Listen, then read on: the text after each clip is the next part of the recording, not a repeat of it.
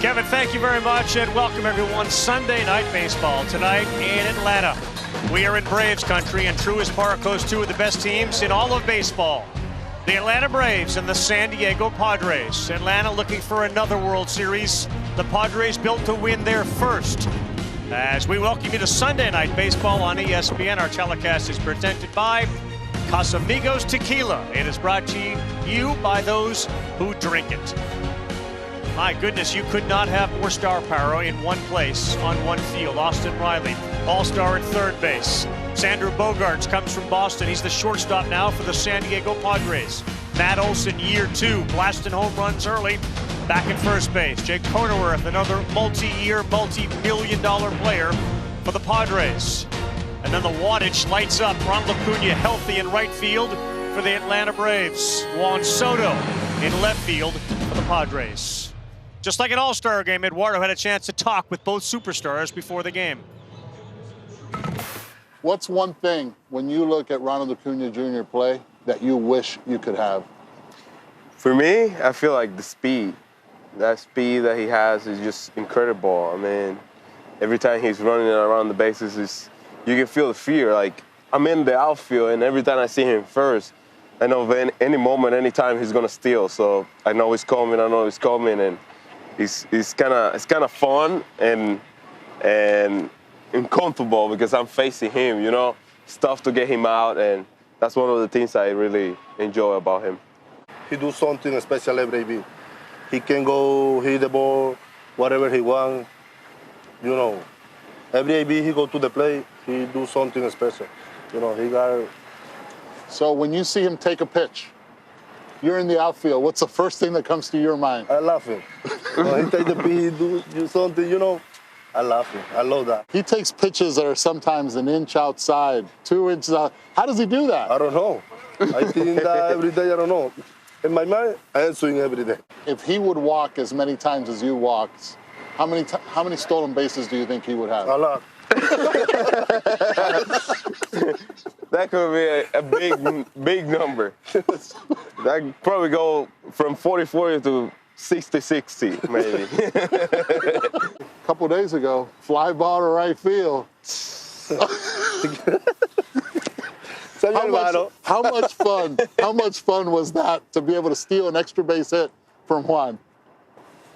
I told him, you can hit the ball to me because I can catch. Hit a homer. It's okay. I don't care. I listen to it. He did listen. Night after he was robbed of extra bases, Soto did hit one over the wall. Two great friends, great personalities, and great players that'll both be on the field this evening. We are only 9 games into the season, and already it feels like the hunt is on for Easter eggs and World Series titles. David Cone, Buster Olney join us on the other side of the break.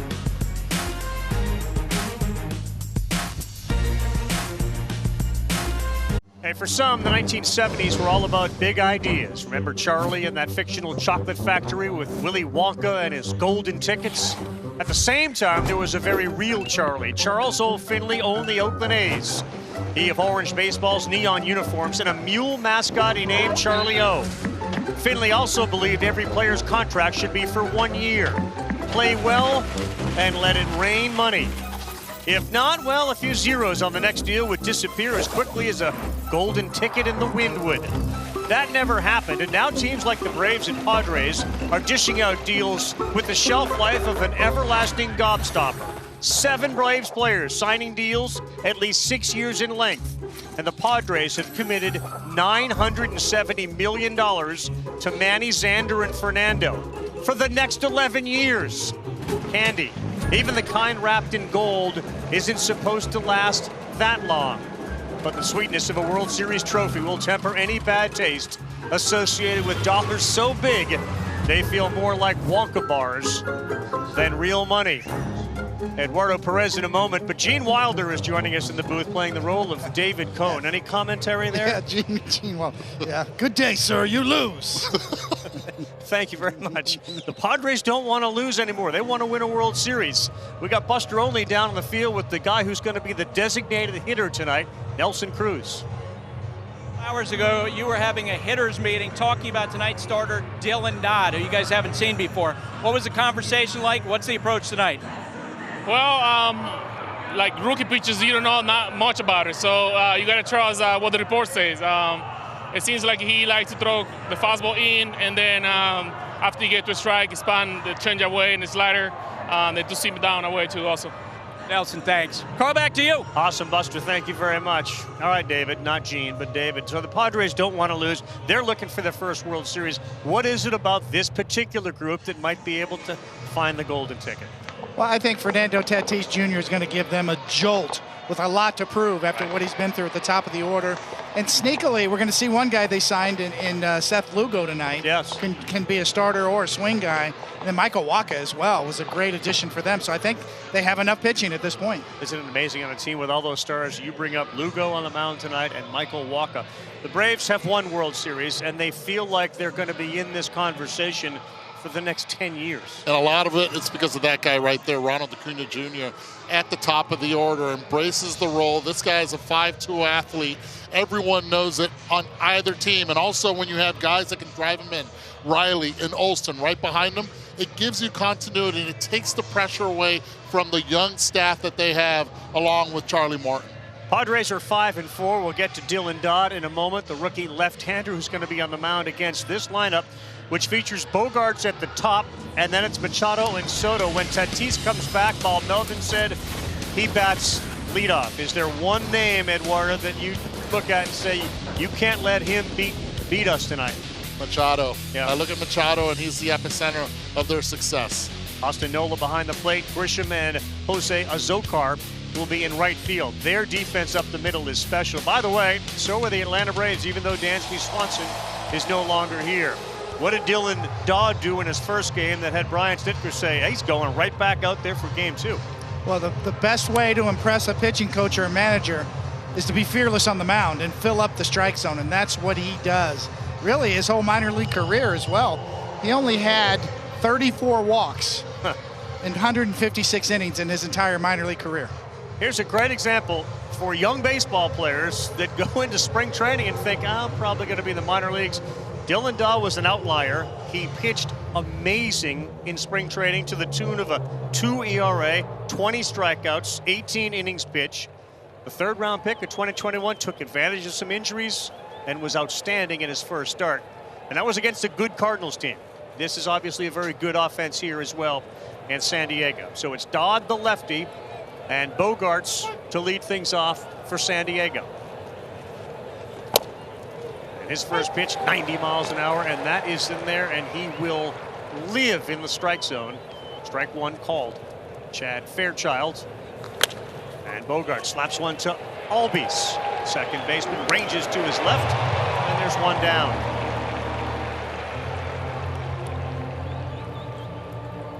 I love ground balls now because they're so different, because you see guys ranging to their left, to their right. Some go through. It's a whole different ballgame. Athleticism is back in the game, and that's going to be in the pipeline too for the next few years in development in the minor leagues. Here's Manny Machado. 3 pitches, 3 strikes for Dylan Dodd. Manny Machado's going to be the guy tonight wearing the microphone. We'll talk with him in the 3rd inning. The next one also gets a piece of the zone.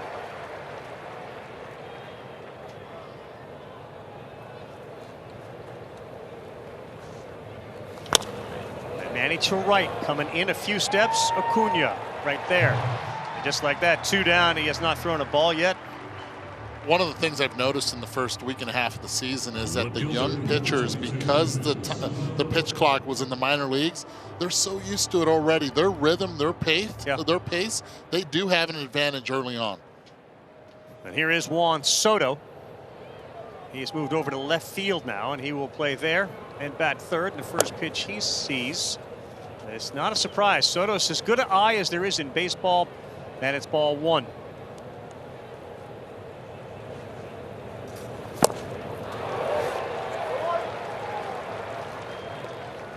Ball, 1 strike. What makes him so great? His eye, for one. He's #1 in walks since 2018 when he first came here. 2nd in on base, 56% above league average with his OPS plus at 156. A dynamite player. Umpires know it too, so the borderline calls, as we just see, kind of go his way. Hit his second home run of the season last night. That's down Broadway. 2 balls, 2 strikes. And there's the one timeout that the hitter is allotted, so trying to slow down Dylan Dodd a little bit. Part of the conversation that Soto and I had was the speed up rules for him. For him, it's an adjustment that he does have to make. 2-2 from Dodd. That's going to get out of play.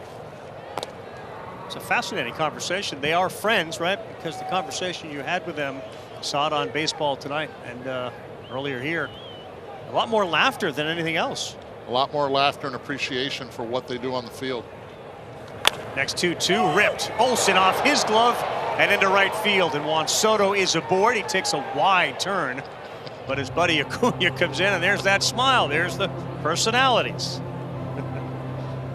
There they are trying to challenge him with the arm. Off the bat, just under 100 miles per hour at 98.9. Pitches up in the zone, and one thing that Juan has been doing at the beginning of this season is pulling a lot of the baseball on the ground. Yeah, how do you get on top of this pitch? You could verbalize his name and just say he Juan'd it. Swing and a miss from Nelson Cruz. Slider at 81 miles an hour. Cruz is 42 years young. All be shaded up the middle, obviously on the right side of second base. And now 0-2. How about the scouting report that he gave, Buster? He said fastballs early, and then he'll try to throw that changeup or slider late. Started him off with 2 changeups as he was looking for the heater. Getting around, it's right where Albies was standing, and he steps on second. Soto retired, gets a little pat in the back from Juan, and he actually ripped his glove right out of his backside. Soto's having fun tonight. Why wouldn't you? It's the Padres and Braves. Atlanta coming to the plate for the first time on Sunday night.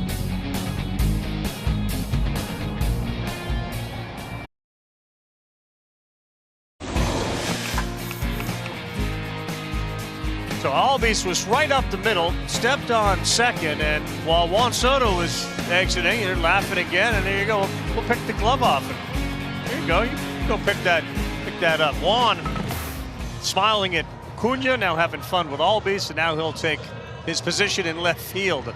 This is game 4 of this 4-game set. Padres won last night 4-1. They've taken 2 of the first 3 in the starting lineup. I'll ask you, Coney, as a pitcher, who's the guy you got to be careful of? Because there's a whole bunch of maybe future Hall of Famers in the lineup. Yeah, as a right-handed pitcher, as Seth Lugo is, I'm looking at Matt Olson right there and saying, men on base, if I got a chance to pitch around you, I'm going to do that. Great lineup, and the first pitch to Acuna from Lugo, who is a tight curveball pitcher, but in his first start relied often on a fastball to get ahead. He pounded the strike zone in his only start. And the next one to Acuna. He gets the call on the inside corner, 1-1. A hard to transition, Coney, this guy, for Mets fans and baseball fans. He was a lifelong reliever who always wanted to start. And part of the negotiation to come here was, you're going to give me a chance to start? I'll come. He has talked about it forever. He actually, back in 2017 with the Mets, got 18 games started, but that was pretty much it. He's to the bullpen after that. A healthy Acuna looks at one down. It's a risk. You heard Soto joke about he's a 60-60 guy if he had my eye. And Ronald admitted, I like to swing. When I'm up there, I want to do that. He's got a good count at 3-1. On the corner, 3 balls, 2 strikes. See, he's going to say, well, that's why I'm not so patient. I got to swing at that. Better ask for time here. Let's see if he does, just to regroup. 1 per at bat. Does not. Payoff from Lugo. That's down, and now Acuna is on base. And you got to be careful with him. He is a absolute threat to steal with, as Ryan Snitker said, his legs underneath him again. How about that with the conversation? That's one thing that Soto and Acuna said about Soto. He wanted to have his eyes, his selectivity at the plate. Ends up walking in his first at bat. 4 stolen bases already for Acuna. He'll try to draw some throws. He will not go. And the first pitch to Olsen is outside from Lugo.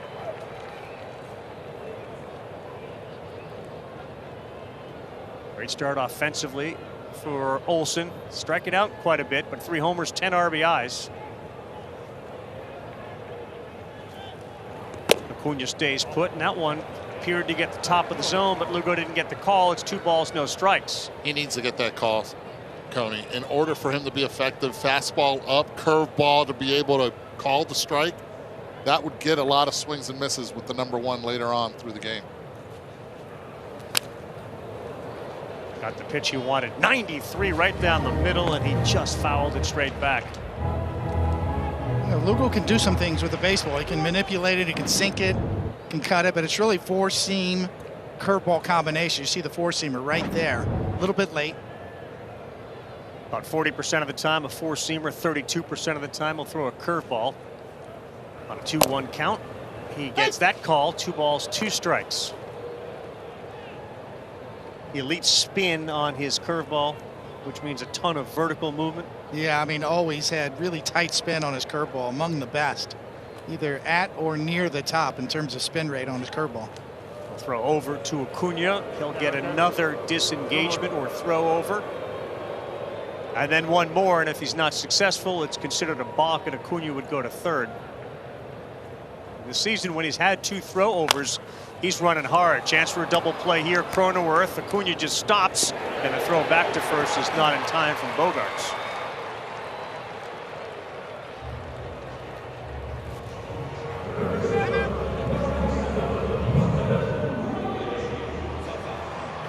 Fielder's choice for Matt Olson, and here comes the third baseman, Austin Riley. He of the 10-year, $212 million contract signed last August, the largest in Atlanta Braves history.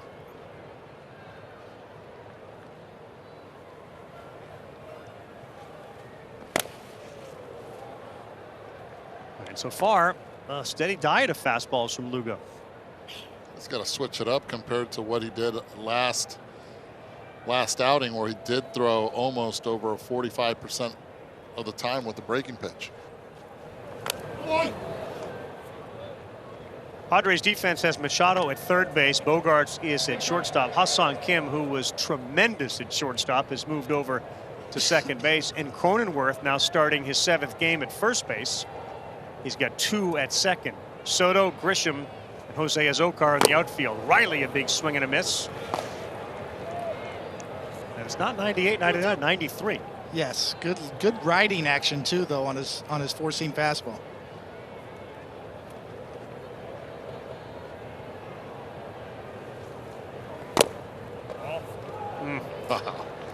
Lugo and his catcher Ostinola held it for a second.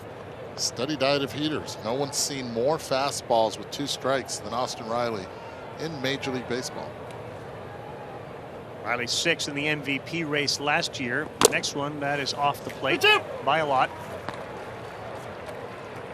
He can do some things, yeah, with his curveball. A little bit of a harder break to that one there, more slider-like. All 3 Braves hitters have seen at least 5 pitches. And Riley sky high and straight back here. Asked Austin what he did during the wintertime. He said, well, we got that 1-year-old, so he and his wife were very busy. Eason, his son, named after a street. His wife went to Mississippi State. She kept passing the street sign Eason. She loved the name. They named the baby Eason. That's pulled foul down the line. So as he said, I never thought that my son would be named after a street sign, but that was the impetus for that. Those of you who are watching the golf tournament about 2 hours away from here, the Masters tournament, John Rahm, the winner of the green jacket. Phil Mickelson with a big charge in the late afternoon. He finishes in second place, and that is an infield hit for Austin Riley. Machado had no play, and Lugo couldn't get there, and now runners at first and second. It's what they call the do-or-die play. It's the only one Manny Machado had, and he's playing deep at third base, so he's coming full throttle as much as he can to try to barehand this ball. He's going to barehand it. Usually a common mistake is they look up. In this case, he kept his nose down on the baseball, but it was just no chance for him on that one. So an early opportunity for Atlanta with Ozzie Albies up. A slow start offensively for Albies, who stands 5'8", 165. He's 26 years young. There's that breaking ball from Lugo in there for strike one.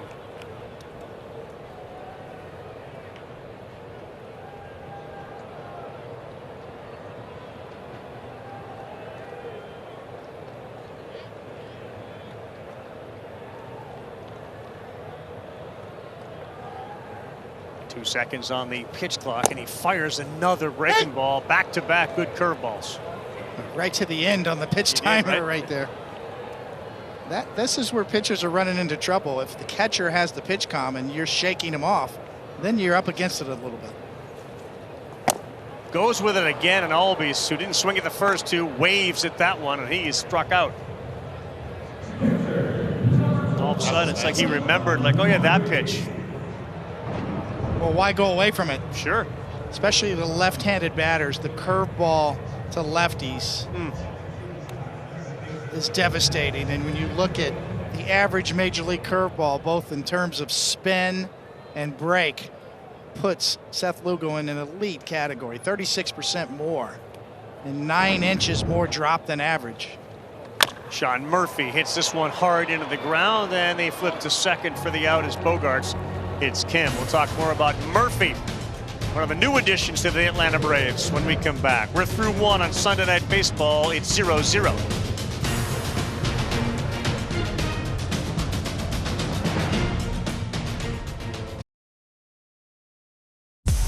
Shohei's made another source of history. He has got a pitch timer violation, both as a pitcher and a hitter in the same game. He is the unicorn. That is a pitch count violation, so that's going to be a walk. We're just going to call mound visit there, but we'll learn from it. Manny's just been called out for an automatic third strike. Somebody just got tossed. Manny may have said a magic word. I called time too late. That's his opinion. All part of the new rules. Everybody trying to adjust still. Manny Machado claimed he called timeout with 8 seconds left. There was some dispute about that. As Jake Cronenworth steps in against Dodd, looks at ball one. I thought Garrett Cole was really good. I mean, you could see he and Trevino that night were not on the same page with regards to pitch comm, as Cronenworth fouls that down the third baseline. And you could almost see the whole thing, and you were there. You could see it unfolding. They're not on the same page. Time's running out. And rather than call time or send him out, they just had that expire on him. Next one at Cronenworth, and this one is lifted deep to right field. Back goes Acuna. He watches it off the base of the wall. Fielded cleanly. Strong throw to second. Not in time. What an arm by Acuna, and good hustle by Cronenworth, and a leadoff double. That's a heck of a throw by Ronald Acuna Jr. And he barehands it on one hop off the fence as well. And one thing that he's able to do, and there's so much respect for his arm, players get out of the box as they should in a hurry when they think two and it's hit to right field.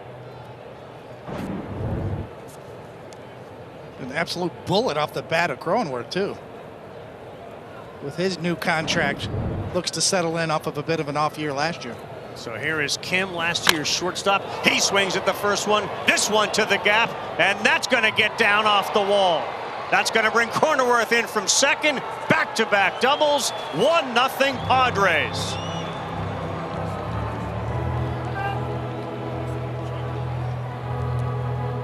About that, not wasting any time whatsoever for Kim. You see that slider, the spin.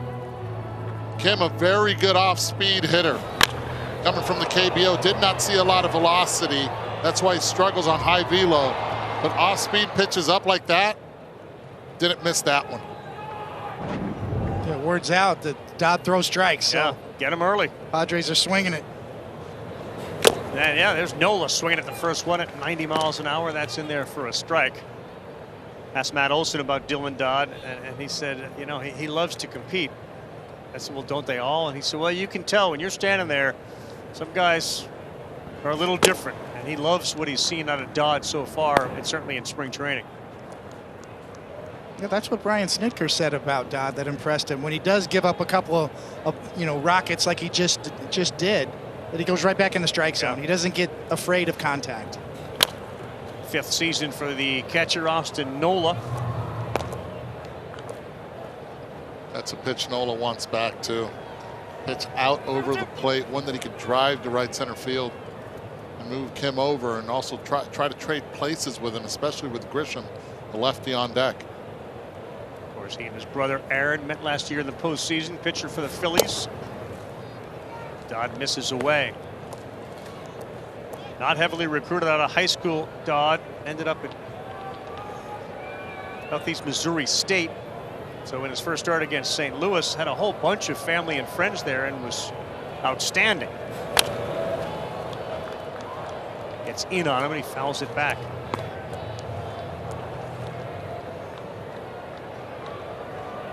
Ian Anderson was the last Braves pitcher to win his first 2 starts.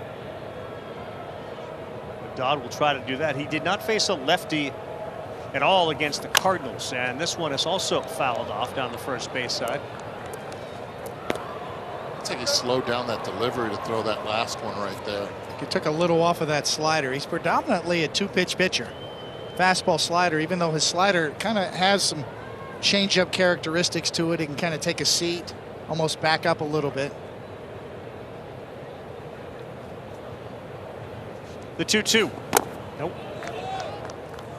3-2 back-to-back doubles to start this inning. Cronenworth and then Ha-Seong Kim. And it's 1-0 in favor of San Diego, trying to make it 3 of 4. 8th pitch coming, and that ball is laced to left. Rosario now takes a few steps back, stops. Kim's at second and will not tag.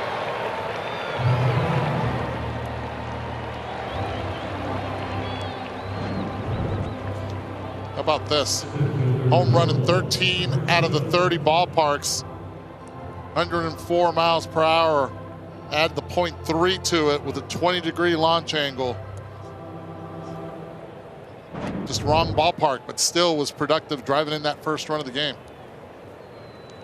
And here comes Trent Grisham, who really shined last year in the postseason defensively.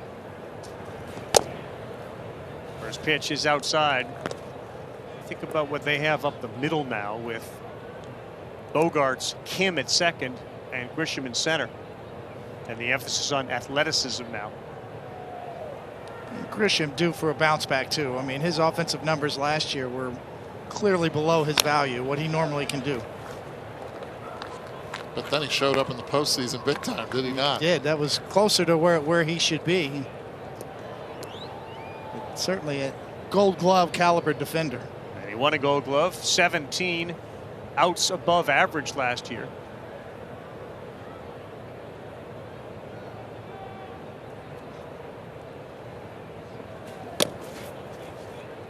He almost got his left arm into that pitch. Instead, he pulled it back. It looks like he's having a conversation with the home plate umpire about it.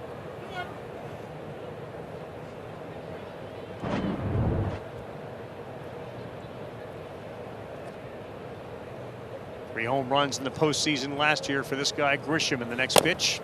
Oh. And Chad Fairchild behind the plate. Tight zone. At least up, right? I mean, you know, as a pitcher now, I'm getting the ones down. It's the up ones.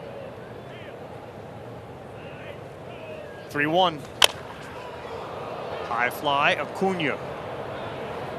Looks at the wall, and now on the track settles underneath it. Kim will tag and go to third base. A long fly ball. They travel 367 feet. The second out. Pretty good swings up and down the order. First time through. A couple of wall bangers and a couple of just misses.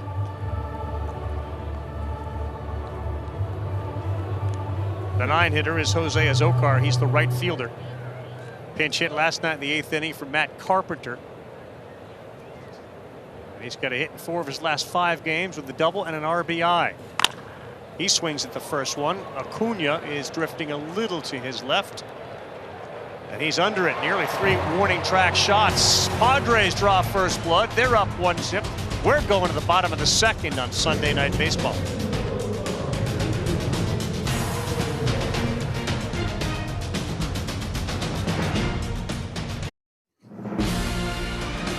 Sunday Night Baseball is presented by Casamigos Tequila, brought to you by those who drink it. 3 guys in the Hall of Fame who played for both of these organizations. Maddox, kind of a cup of coffee with San Diego, and the Crime Dog. Congratulations, Fred McGriff, 2023 Baseball Hall of Fame. He was a Padre from 91 to 93, Braves 93 to 97. Wonder where Ted Abansky is right now. Finding a fitted baseball cap. Help but think about it. Every time you see Crime Dog, you got to think about that. Yeah, Tom Amansky. Yeah, Tom. Big ESPN late night spot, Tom Amansky's baseball drills. Very late. All right, here is Eddie Rosario.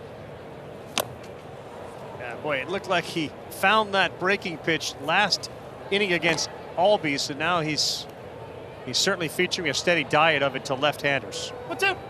Rosario, Ozuna, and Orlando Arcia, the shortstop. That's the MO right there. The curveball, same release point. As a hitter, you see it, and it's hard to lay off the number 1 when he can land the curveball that starts from the same angle. See it so big, you're like, okay, I have to take my time, and then when I recognize it, it's a little too late. You've already committed, and the bat path completely under.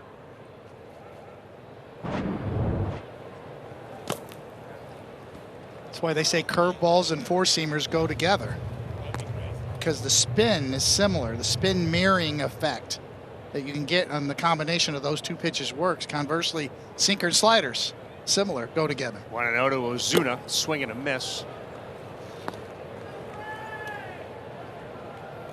Down there with a couple with Kevin Seitzer and the other assistant hitting coach. Seitzer, the hitting coach for the Braves. One of the things, Eduardo, they said about Ozuna, watch that front left hip, sometimes flies open. And they've been really working on that. Working on it a lot. Another thing is noticing I believe he starts a little too late as well. It's a conversation we also had today with him. Behind 1-2, that's way outside.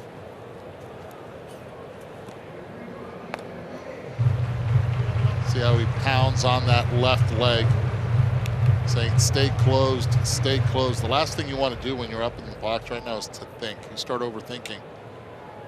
Next thing you know, that ball at 93, 94 goes right by you. What does it say about Seth Lugo, who over the course of his 7-year career always wanted to start, never really complained, became a very effective reliever for the Mets. The breaking pitch misses inside, and that's ball 4. It says a lot. I mean, he's been very vocal about wanting to be a starting pitcher in the big leagues for a long time. Looks like the Padres are going to give him that chance. Next week, Sunday night, we will be in Texas. The Rangers go to Houston to take on the defending champion Astros. We'll have the call right here on ESPN. It's also available on ESPN Deportes and ESPN Radio. And of course, our coverage will start at 6 Eastern. Baseball tonight, Sunday night countdown. Garcia swings to the first one, and that's foul. The story with the Braves going into spring training, Vaughn Grissom worked with Ron Washington a lot over the winter. They figured it's probably going to be his job, but Orlando Arcia outplayed everybody, and it was determined that the 2 kids that they have were not really ready yet. And here's Machado. He'll go to Kim to first, not in time. So Arcia has been there. His bat has been a nice surprise to start the season. It really has. And one thing that Orlando has been known for is clutch situations. He came up clutch in game 1 of this series, and he focuses a lot more. When he was with Milwaukee, that's the guy you wanted at the plate, especially in the postseason. And here is Sam Hilliard. He'll play center field.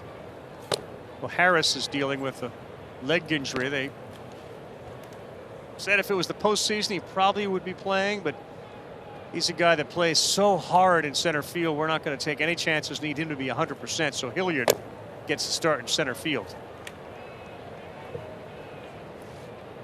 He was with the Rockies in 2019. And he was kind of rolling along and then struggled during the 2020 COVID year. His dad passed away from ALS in 2021.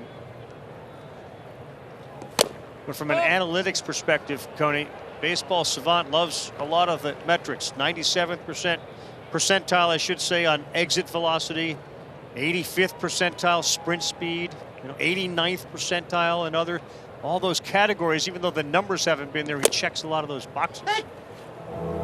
Especially with all the rules changes this year, that puts a premium on athleticism. So when you light up those metrics that you just mentioned, you're going to get another shot. 3 balls and a strike to Hilliard. 3 balls, 2 strikes. This guy playing right field for the Yankees today got another shot. Franchi Cordero. Yes. Because he can light up the That's exit right. velocity. He can run a little bit. So he's always going to get another chance. Making the most of it so far. So Coney, Snicker says he's like a pitcher with great stuff. You're kind of channeling it all. He swings and misses at that one, though. And Lugo picks up his 3rd strikeout of the night. Braves quiet so far. Padres up 1-0. 3rd inning is coming up.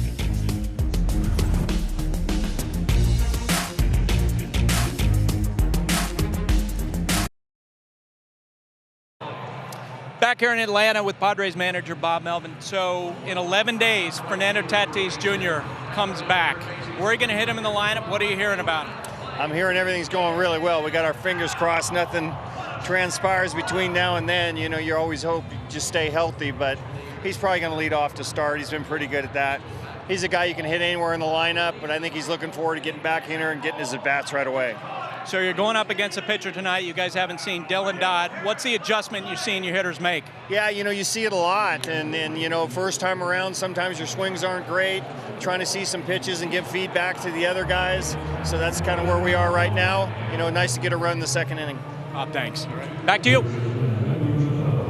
Yeah, Buster, and the adjustment seems to be swing early against Dodd. Xander Bogaerts just rifled a shot past the shortstop, so he's aboard. 2nd consecutive inning, the leadoff man is aboard. So Bogaerts at first for Manny Machado.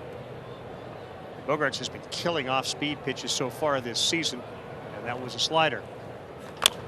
Manny swings at the first one. Acuna's going to have to come hard. Here he comes. Oh, what a catch by Ronald Acuna. No, dropped it. And it's a fair ball, I believe. So going to 3rd base is Bogaerts. Everybody froze there. It looked like he had it in fair territory, and then he lost it. And as a result, going to 3rd, a good hustle is Bogaerts. Great heads-up baseball and base running by Xander Bogaerts. He was on the way right here. He turns his body to see the play in the outfield. He notices it's on the ground. Acuna does not get up, stays on his knees, and that's when Bogaerts knows there's no way, even with the great arm, that he can throw him out from his knees, and he takes that extra base. Watch him right here. Takes a look. There, he's his own base running coach. Beautifully done. Huge opportunity now for Soto with 1st and 3rd. Swings at the first one. Then he misses. 6 of the last 7 have now swung at the first pitch against Dodd. So they're on to something. Yes, they see that the kid's throwing the ball over the plate. They narrow it down to 2 pitches, too. Looked like that got off the heel of the glove of Acuna. And he looks at that replay with you, Eddie, before the game. He'd probably say, should have caught it. He probably does. Probably would say that, but he's coming full speed in to try to make that catch. At this point, his body is blocking Bogaerts from seeing where the baseball is. 0-2 to Soto. On the infield, Arcia, the shortstop, calls it, and Soto will be frustrated not getting the runner in from 3rd base. And I think in the background you could hear him yell. Yes. Not happy with that at bat, just a little bit out of control, and not the Soto that we were accustomed to seeing with the National. Watch how he falls back. Really upset at himself. That's a ball usually we see Juan Soto handle really well.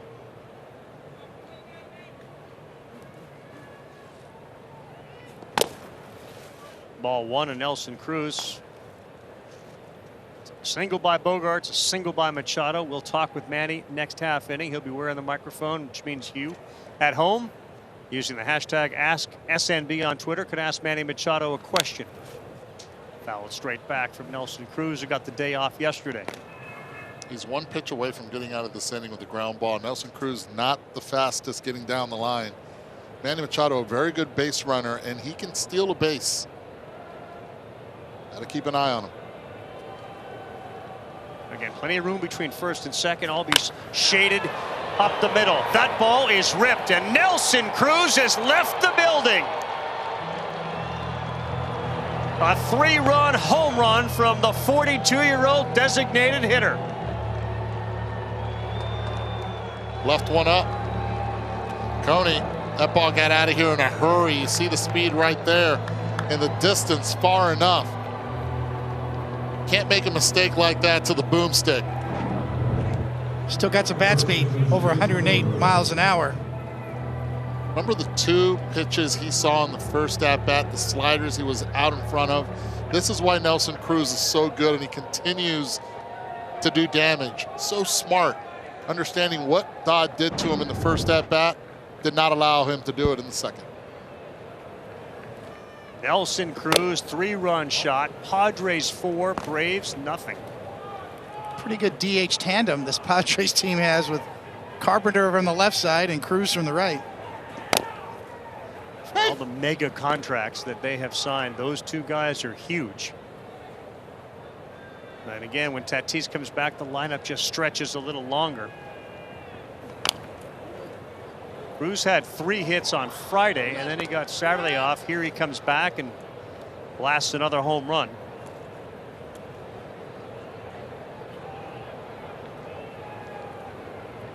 And as our crack statistician researcher Sarah Langs points out, for that guy, Nelson Cruz, at 42 years, 282 days old, Cruz is the 2nd oldest player in Padres history with a homer, behind Ricky Henderson by 1 day, who homered on his 42nd year and 283rd day. Cronenworth strikes out. Pretty good company to keep when you're talking Ricky Henderson.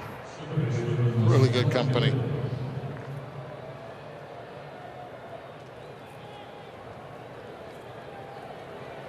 You want to go down a rabbit hole? Just look at Ricky Henderson's numbers and compare him to any other leadoff hitter in the history of the game. There is no comparison. Unbelievable numbers. Go to baseballreference.com and just go down that rabbit hole. Look at Ricky's numbers. Sounds like a pitcher going down a dark, dark place. So Kim did not swing at the first pitch. Does Dodd have to make an adjustment once he sees all these hitters swinging at first pitches? Yeah, you should, absolutely. The problem is he's kind of narrowed his repertoire just to 2 pitches.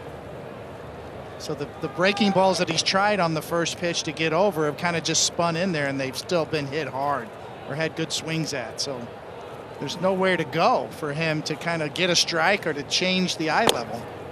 That's why most starting pitchers, they talk about you need that 3rd pitch. That changeup would serve Dodd well. If he can get something to fade away from right-handed batters.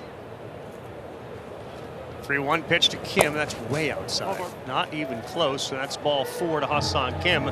So struggling tonight relative to his first start is Dylan Dodd.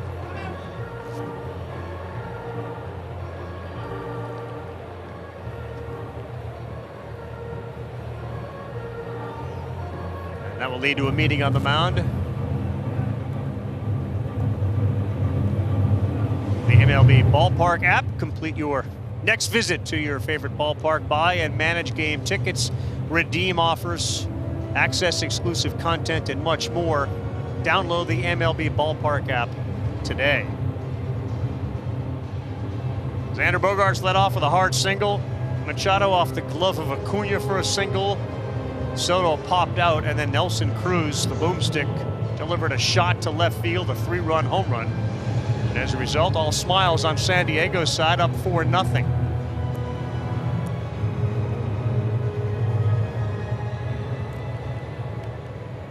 That'll put your mind at ease. I mean, Soto was pretty hot after his at bat. Now all of a sudden they got a 4-run lead, and he's smiling next to Nelson Cruz. Not bad when your Dominican Republic general manager actually picks you up with a 3-run homer. Nelson Cruz, general manager for Team Dominican Republic in the World Baseball Classic.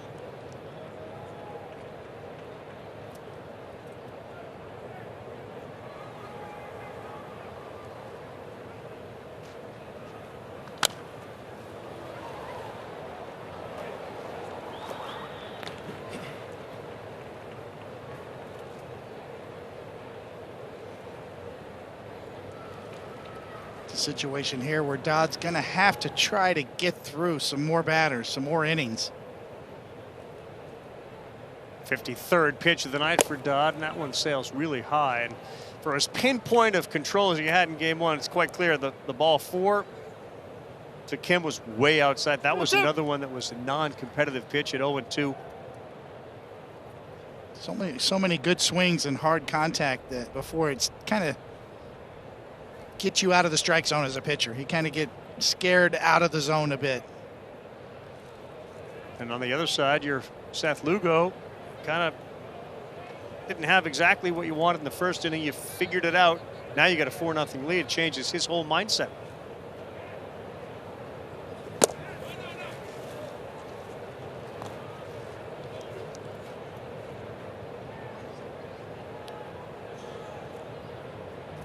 Truist Park, which is usually loud, is very quiet right now. 4 runs will do that to you.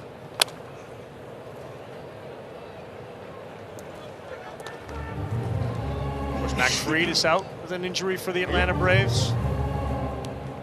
Padres are getting Joe Musgrove back soon. They don't have Suarez, who was a dominant reliever last year, with some elbow inflammation, and he's just not responding. Hasn't shown any tears or anything, but it's just not responding the way that they want it to, so he hasn't been available to him. No Josh Hader, no Garcia available tonight either for the Padres. So how they close a game, they have a lead, is a question going into it.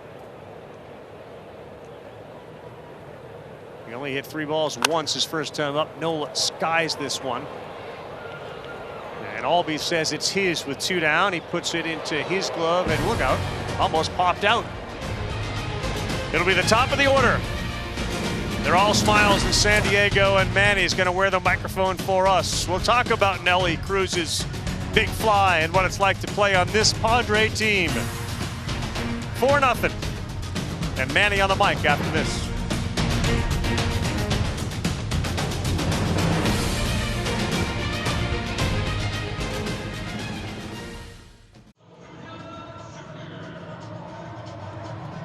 Welcome back, everyone. Sunday night baseball here on ESPN. Yeah, it's a good night for some popcorn. Beautiful night after a terrible day yesterday of rain.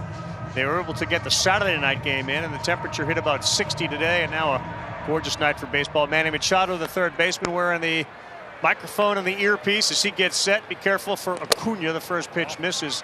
Manny, I asked Austin Riley about what it's like to play on his team. He said it's a dream come true. What's it like for you to be on your team? Oh, man, it's great. I mean, playing San Diego, the only team in town with the group that we have, the special things we did last year, you know, coming in this year with the group that we have this year, I think it's just, it's going to be special. It's going to be a fun year. Now, you got a fast runner here. You got Acuna up. What's your thinking here with him at the plate? I mean, if he turns on one, you got to get ready. Right there, base hit. Manny, the whole world has changed with all the rules now. Ground balls are now exciting. It used to be a ground ball was an out. Now every time a ball's put in play, you don't know what's going to happen. Does it feel that way as a player? Oh, yeah. I mean, there's a lot of holes out there. If you just put the ball in play, it's going to be, you're going to see a lot of athleticism coming out of us players. All right, so let's stick there. What's your take on the rules? You like, you don't like? I mean, I like getting home at a quick time. I don't mind that, getting home in 2 hours. We played a 2 hour and 3 minute game the other day, which is pretty nice. But on my side of things, being in the league for 11 years, trying to get used to, you know, slowing down the game and my game, how I play it, it's been kind of tough kind of making that adjustment with just having, you know, 30 seconds and then 15 seconds in between and then 20. So it's been a tough adjustment, you know, something that we got to get used to and, you know, work at it, but it's not too bad. Here's Matt Olson with Acuna leading off at first, a 2-0 count to the big first baseman in the next pitch. That's a curveball that misses. Well, you open the door. What do you do when you go home, Manny, at night after a game? Just relax, get worked on my body, eat some dinner, relax, watch some TV with the wife and the fam, and just enjoy the night. Binge watching anything?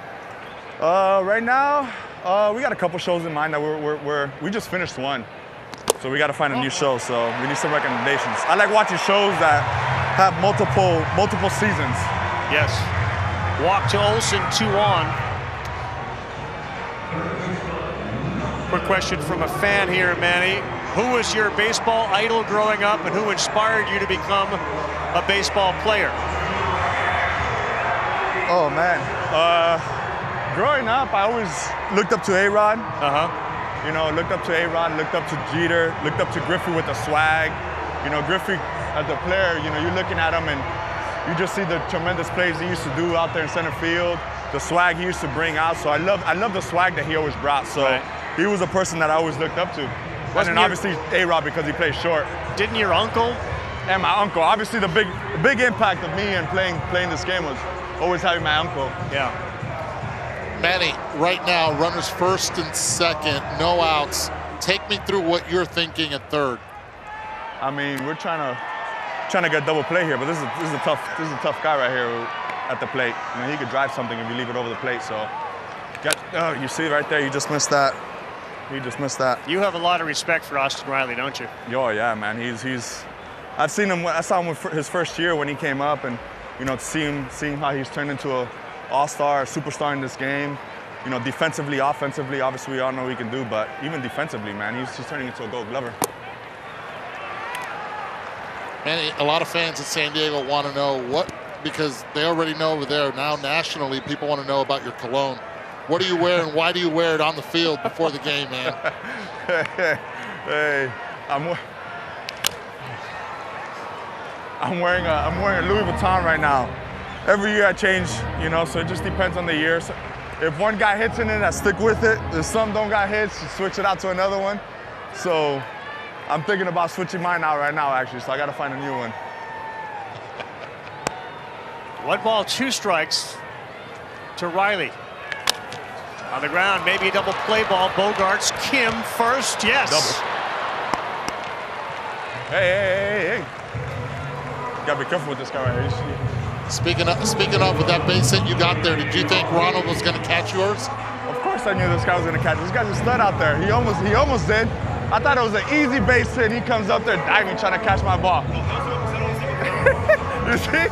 He said he almost hit the tip of his glove. Yeah. I mean, what he's doing out there, you see the catch he made the other day, that throw he almost got out Cronenworth in the second inning. You're talking about this is the, you know, speaking about Griffey earlier, I mean, this is the closest comparison we got to a player like that. Cunha. He's off third. Here's Albies. We got another question from a fan. We'll see what Albies does in this 1-0 pitch. All right, so the question is, Manny, it's Easter, so what is your go-to candy?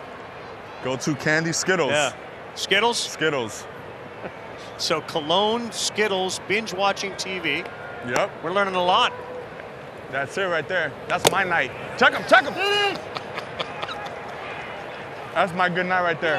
And a slushie machine, I don't got one at home, but that's my next one. Which flavor slushie? I like doing red and blue. You got to mix them up sometimes.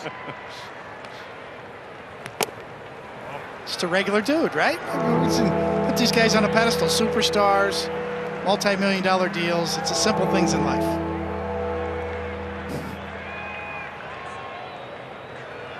Shaded way off the bag at third is Manny for Albies on a 3-1. They got him with curveballs his first time up, and there's another one.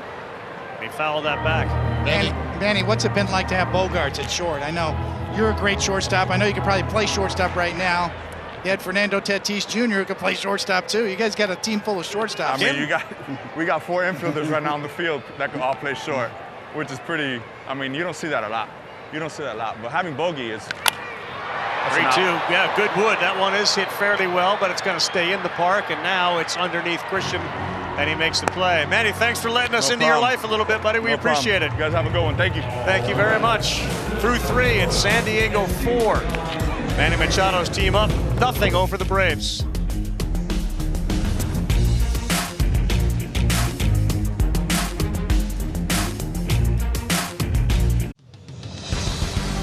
Tomorrow on ESPN and the app, the Wild of the Blackhawks. Minnesota is right there, just 2 back of the Stars. And the Central coverage will start 9 o'clock Eastern time. Biggest story of the NHL, at least regular season-wise, the Bruins' pursuit of the all-time wins and points record. They get the win thing down as this ball is hard off the bat of Trent Grisham, and that one is gone. What pitch was that? His first one. And the Padres continue to attack Dodd with that first pitch, and they have capitalized in a major way. Trent Grisham, second time he hits the ball hard. First time he's able to be rewarded for it. Last time fly ball to right field. This one he did not miss. Barrel. 424 feet. So now he and Cruz with the long balls. That was really the second fastball that's been hit. Machado hit a fastball off the glove of Acuna. Other than that, it's been all sliders that have been hit. Dodd, a rare changeup in there at 82 miles an hour. This Padres lineup is set. He's your center fielder. Tatis Jr. is going to slide right into right field. Yep. Everybody knows their spot. Not only on the field, but in the lineup. Zokar strikes out looking. That's complete balance right there. Finishes strong. Falls over towards the plate side. And a no-doubter. You mentioned Matt Carpenter's on this team. Cruz, the other DH. You bring Tatis back. You mentioned Grisham like to have a bounce-back year offensively and just spin it to the top. And at least tonight you got Bogarts up there. He's likely going to be the cleanup guy. The thing about Bogarts is people were surprised by his contract, how big it was, how long it was. He's 30 years old. This guy's been a great player. 11 years, $280 million after playing 10 years with the Red Sox. And for a long time was really the face of that team. Beaten on the ground to the shortstop, Arcia. Peter Seidler, of course, the owner of the Padres, not afraid to get out there and spend. Here is what they did in the offseason. The total amount spent, nearly $1 billion. Manny gets 11 years. Xander, 11 years. Yu Darvish, 6 and 108. They signed up Cronenworth for 7 and 80. Suarez, who's hurt, gets 5 for 46. That's a fair ball down the line. And rounding, here's that throw from Acuna. And out at second base, Manny Machado. That's a great play by Manny Machado with 2 outs. Force Acuna to throw you out. He did. A seeing eye hit right there. He forced him. Ronald Acuna Jr. accurate with the throw. Perfectly done. Orlando Arcia with the tag.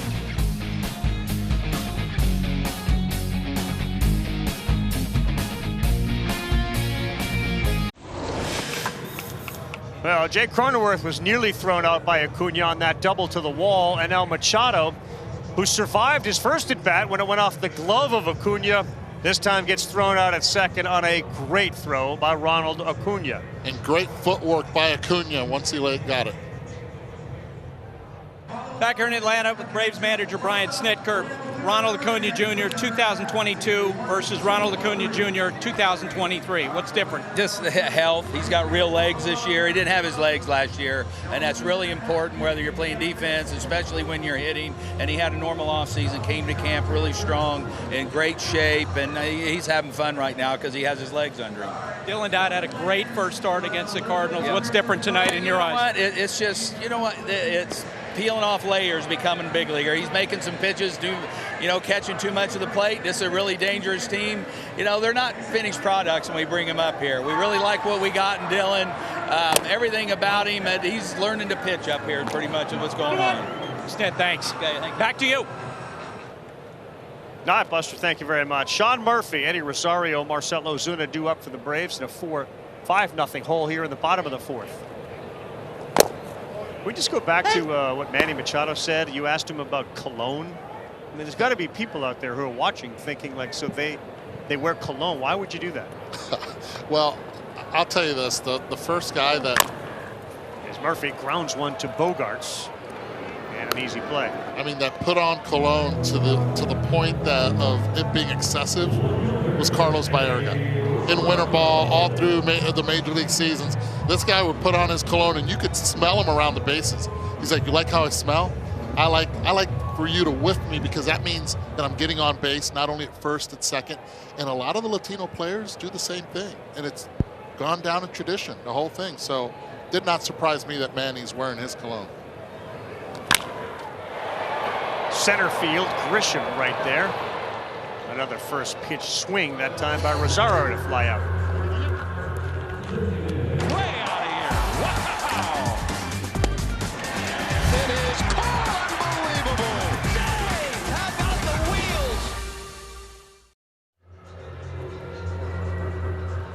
wheels? So nice smelling. You used to be a bad thing on a major league bench. You know, need some more fiber in your diet. Now it's a good thing. Now it's a good thing. Hey! How cool was it, though, that Manny Machado got driven in on a home run by his general manager for the team, the Dominican Republic? Had to be a first, right? I mean, it has to be. Oh, yeah.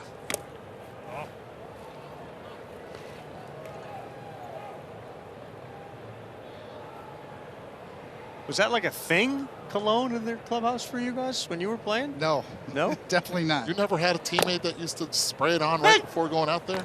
Not that I can't say that I remember that, no. Never you have to smell good to play good? If you notice, I said it with an accent, so I guess not. I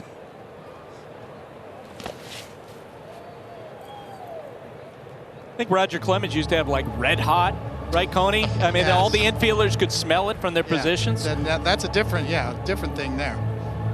That wasn't designed to smell good. No. No. Icy hot, wasn't it? Yeah, just open up your nostrils, that's for sure. 2-2. Shot to right into the corner. Foul ball. Were you a superstitious guy, Coney? I was not until later in my career when I went through a long losing streak. And then I was willing to try anything at that point. You get desperate. I hated to be out. I remember Adam Wainwright in his warm-up conversation we had with him last year on Sunday Night Baseball talked about get a routine, but don't become a slave to a routine so you feel like you have to do the same thing over and over. That was my philosophy. I don't want to have a burden of, you know, am I wearing the right socks? Or So what were they? When you went late in your career, what did you do? I got some puka shells for a necklace that I put on. Turk Wendell? Like almost like Turk Wendell's were more shark teeth, I think. Yeah, I think they were, yeah. The puka shells are kind of the Hawaiian good luck charm. And my first roommate was from Maui in the minor leagues. Tony Ferrero turned me onto the puka shells. You also went with the Sopranos theme music, I remember, during that time. That's when you had the walkout music. That was when the Sopranos were hot, definitely. There's Buster.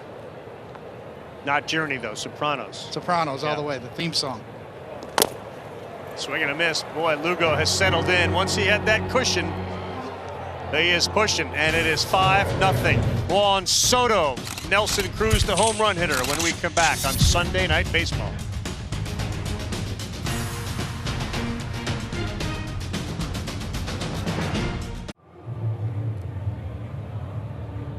Juan Soto due up. Eduardo had a chance to talk with both he and Acuna. He asked Soto about the rule changes before the game. What's been the biggest adjustment so far with the new rules for you?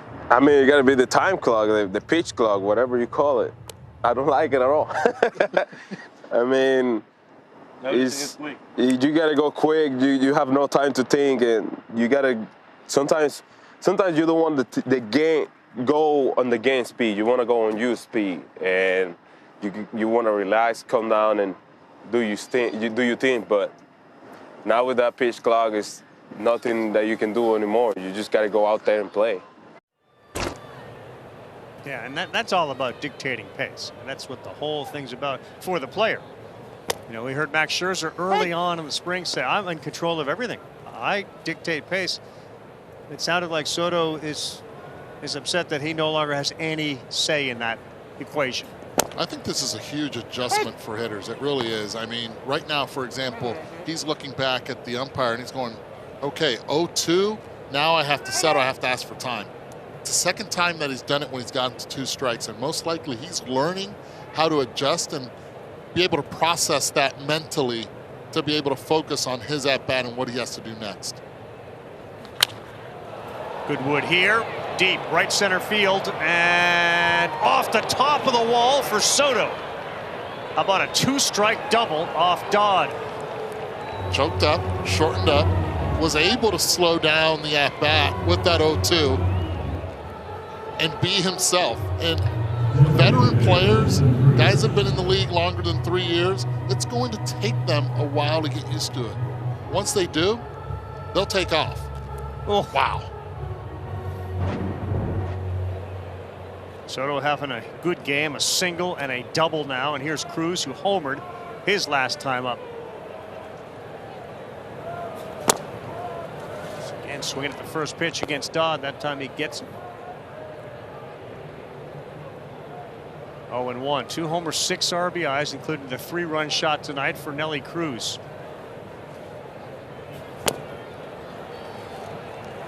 Effective sliders out of the zone. That was a changeup right there. It was first the slider, then the changeup. There doesn't appear to be a whole lot of difference when you're watching it. Sometimes the sliders look like changeups and vice versa.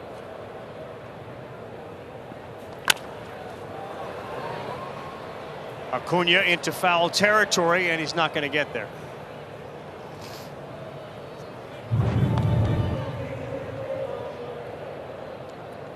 Soto right here, trying to get a fastball by him. Big mistake up in the zone.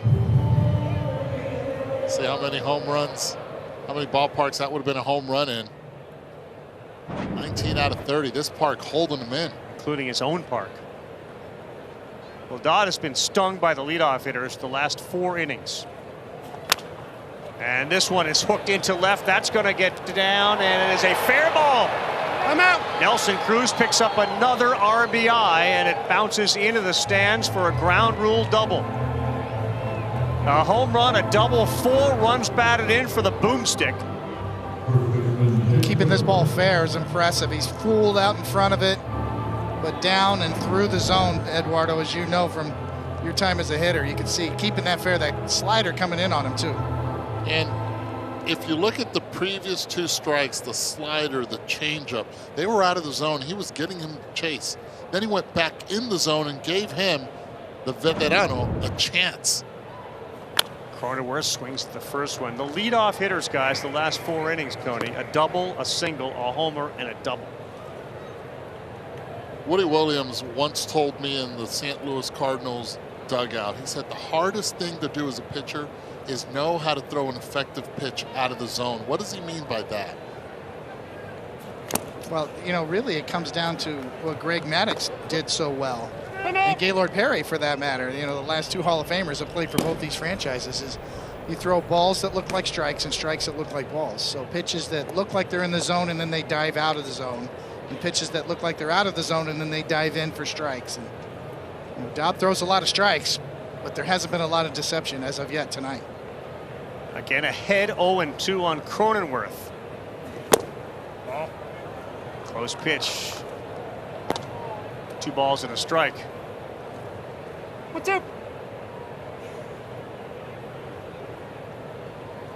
Looked like the former Yankee Lucas Litke was warming up in that Braves bullpen.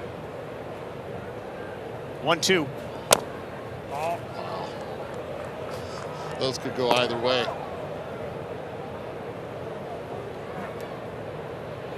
K-Zone would have had it punched out. Love that Murphy's fighting for his pitcher right now.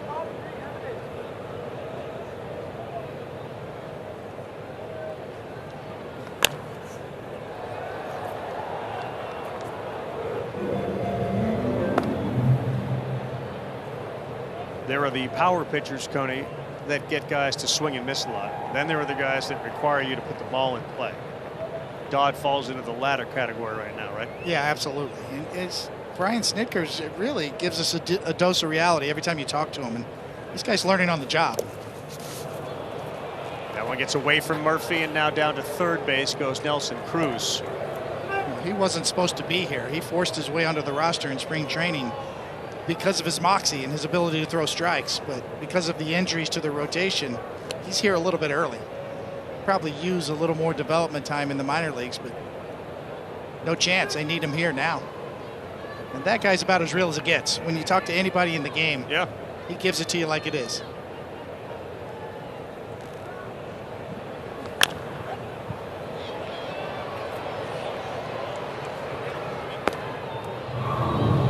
No outs. Infield's not playing all the way in because it's Nelson Cruz at third base. Because of that, they're playing a mid-in. Anything on the ground, Nelson Cruz is told to stay. Go on anything through. No need with the speed of Cruz. All right, so be the hitter, Eddie. You're up there against a guy that you know is struggling, but he doesn't have that put-away pitch. Cronenworth feels like he's going to make contact every time he swings, fair or foul. That's fair. Right now, all he's trying to do is let it get deep and be able to hit the ball in the air. You know, we weren't playing the game fair or foul. I think that's your radio thing. I was saying he's going to put the bat on the ball. It's going to go either fair or foul. In this case, foul.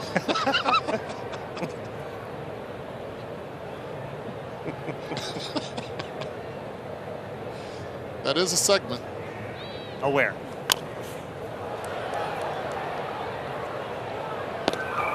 And because of that, Rosario in left field has moved even more towards the line. Big gap in left center field.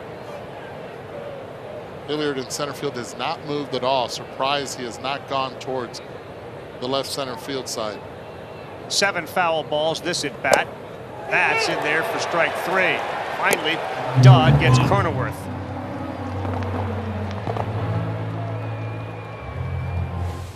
I think you're in my seat. Whoops.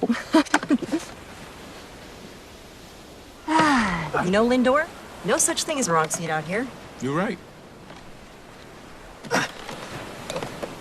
Much better.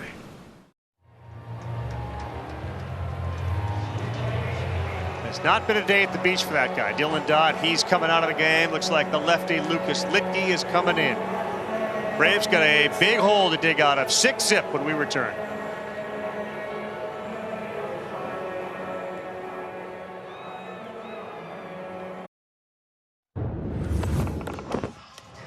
Welcome back to Sunday Night Baseball on ESPN, presented by Casamigos Tequila.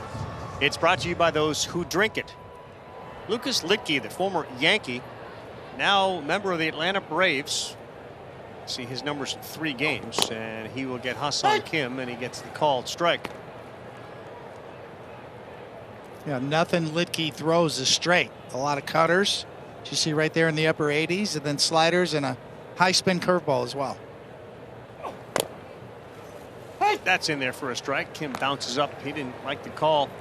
So December 21st, hours after announcing that the Yankees had signed Aaron Judge, Yankees GM Brian Cashman calls Lucas Litke, and he sees his name on the phone, and it was telling him that he'd been designated for assignment.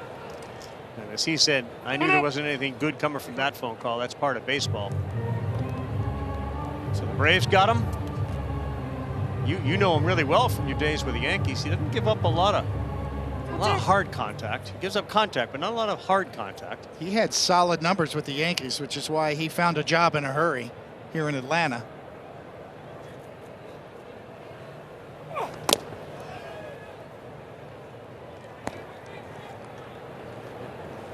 He's always been able to spin it. You know, as far as the analytics go, on his curveball especially, he's in an elite category in terms of being able to get high spin rates. That's a really good job by Kim. This one is deep at the wall, leaping, and it is over the wall and off the glove of Eddie Rosario. Salvador Perez hit one off the ground the other night for a big 3-run home run. Kim went down and took this off the ground for a 2-run shot, and it's 8-0.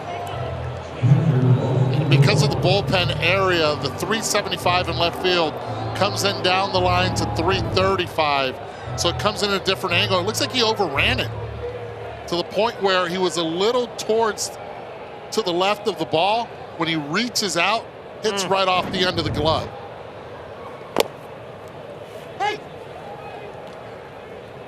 So welcome to the ball game, Lucas Litke, and the Braves are flexing as they are attempting to take 3 of 4 from Atlanta at Truist Park. Eddie, that was I mean, you know, Augusta's 2 hours from here. That was a golf shot. Was, but he got it out in front.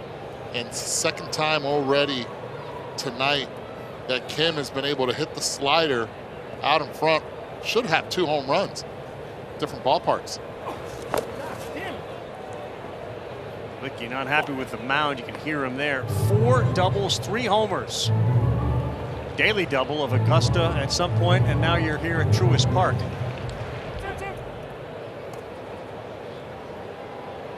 Seven extra base hits for San Diego.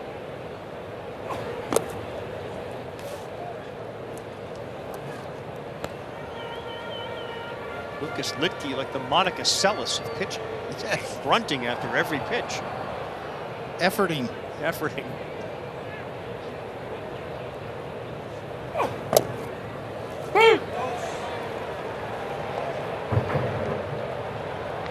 Take a look at that swing from Ha-Seong Kim. The spin on the breaking ball stays right there, and the golf, as you mentioned, Carl, the master stroke, like a 2-iron, hitting the right spot. And Eduardo was spot on as well, as that was overrun just a little bit. That part of the ballpark by the bullpen is a lower wall.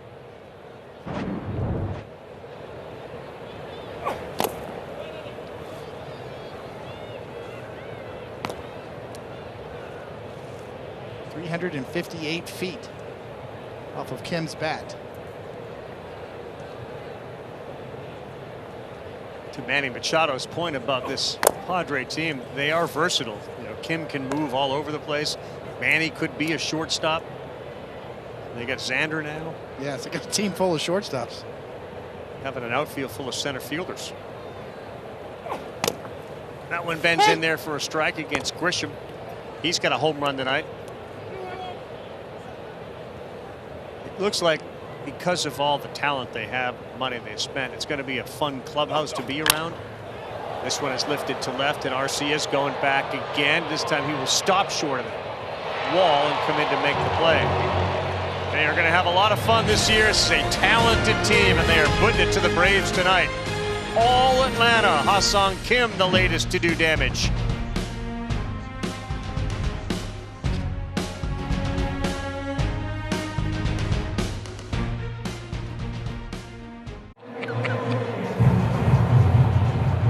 Back with Coney, Eddie, and Buster. Carl Ravitch here. Seth Lugo gave you a good 7 innings his first time out. We're in the bottom of the 5th. He's got a commanding 8-0 lead. He can give you another 7 innings tonight.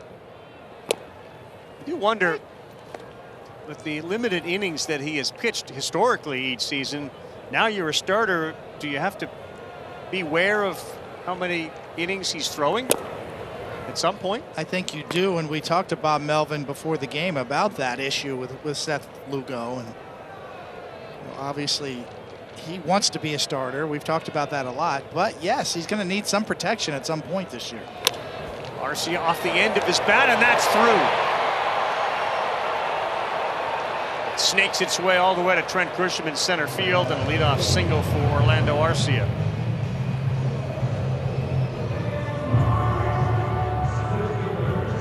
Difference between unreasonable to expect him to jump to 200 innings this year. You can't do that. Out of thin air almost. I wonder what if you were a pitching coach, like what are you looking at? He's give you 85 innings, you go to 100. Where do you go? Somewhere in that range, or at least try to break up the season a little bit for him and maybe put him in the pen for a while or skip a start.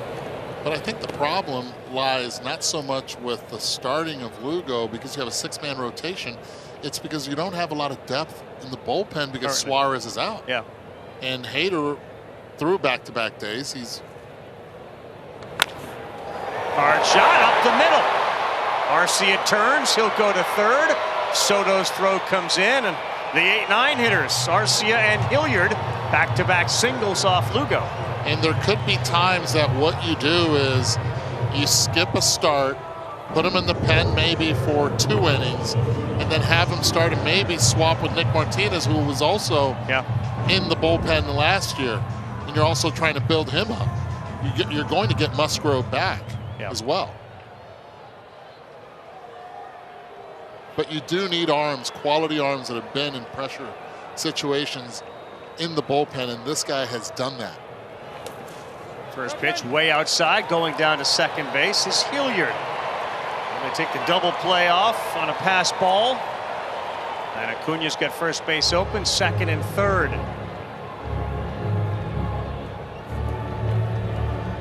This feels like the Braves' chance. If you're going to do something tonight down 8-zip, you do it here with nobody out. Top of the order up. Lugo throwing 70, 9th pitch of the night. Acuna got a hanger there, and he fouled it off.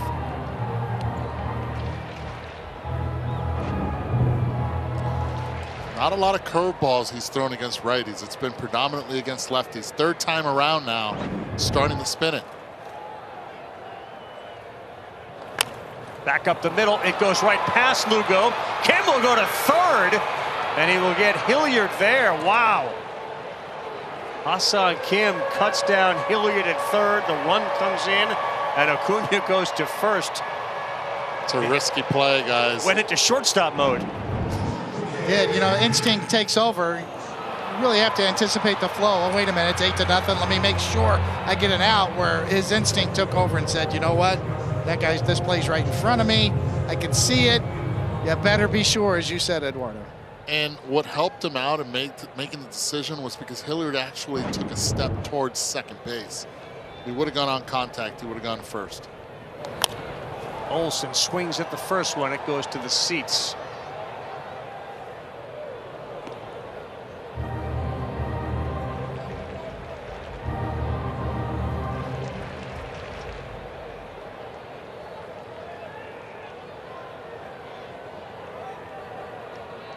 See, Lugo's got the pitch com as well. Both the catcher and the pitcher have the pitch com here, which I'm in favor of if you ever get hung up. Yeah.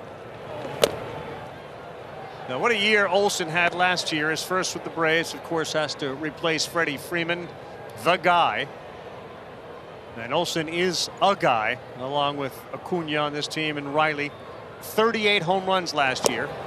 And down to second base, stealing another one is Acuna.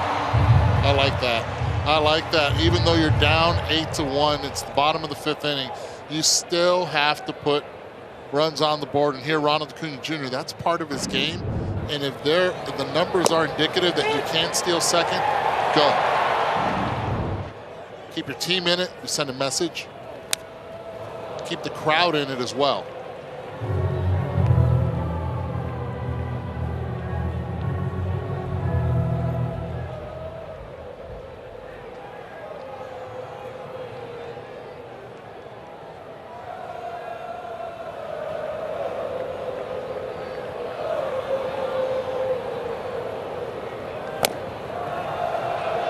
Tonight, they have not gotten that strike called at the top of the zone, even though K-zone has been favorable to many of the pitchers that have not been called strikes. It's a 2-2 count to Olsen. That's a fair ball on a slow roller. Nola, good job. He traveled out towards the pitcher's mound to make sure he wouldn't hit Olsen with it. Really surprised Ronald Acuna Jr. did not end up at third base there. No reason for him to still be at second base.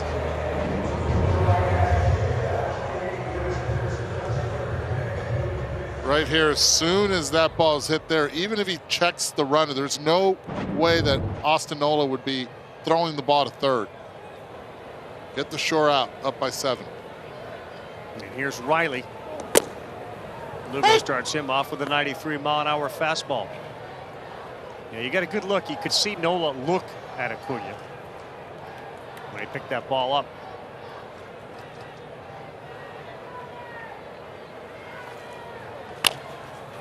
And Riley foul.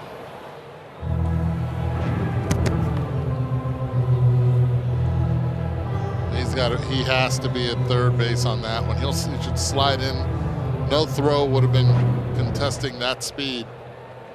Now it's a 2-to-1 game, different story. 8-to-1. As a defender, you're taught go get the out, the shore out. 0-2 to Riley. Yeah, but this is a risky Padre team. We saw Hassan Kim throw to third. I mean, Nola's going to third if Acuna's going. He's throwing it down there.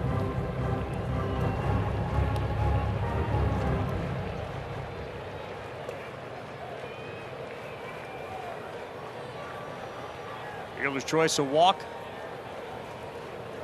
And now a strikeout from Austin Riley. Boy, I think you're the Padres, right? Second and third, nobody out. You'll take 1 run. 7-run game. To the 6th we go.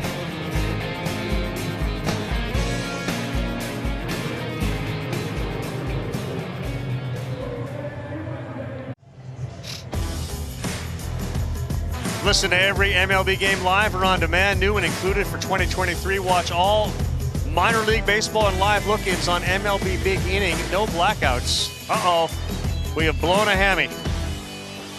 And the Freeze, who lost the other night after stumbling out of the gate, had no problem tonight due to the right hamstring issue for the fan that runs around the outfield warning track in an effort to beat the Freeze. I'm not buying it.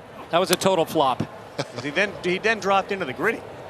Social media was all over the Freeze. You know, it's like a veteran ball player. He's losing some bat speed. What? He's hitting the decline phase of his career. It's a rough crowd in Atlanta, man. Freeze got like a .996 winning percentage. Ground ball, and that's Arcia at short. He throws over to first to get a Zokar. Buster, let me see. So, and here's it goes right into it. Yeah, if you ripped your hammy, you're not carrying on. Good job, Buster. No I'm a pro. The reporter in Buster just shining.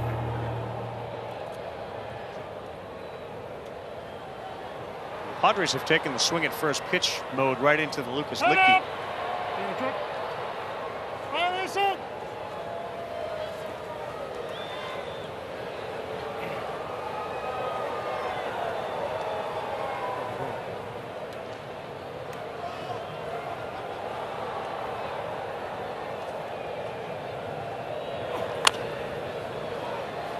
One thing Lucas Licky has done that the vast majority of all ex-Yankee players do is grow a beard. First thing you do. As soon as it's free to be you and me, you let it go. Just let it go. Yesterday, Bogarts fouled one off his shin, and I know how that feels. I had a few of those, and I thought he would have a shin guard on, a big one.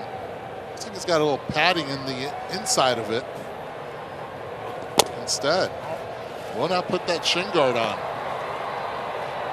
What's the chances of it? And every time somebody has a shin guard, it seems to miss the shin guard. What's the chance of it hitting that pad? I have one on right now while I'm broadcasting. Xander will jog to first. Yeah, Melvin said he offered Xander an opportunity to hit lower in the lineup because of that banged up leg, and man, Xander said, nope, lead off. I love this. I want to do this.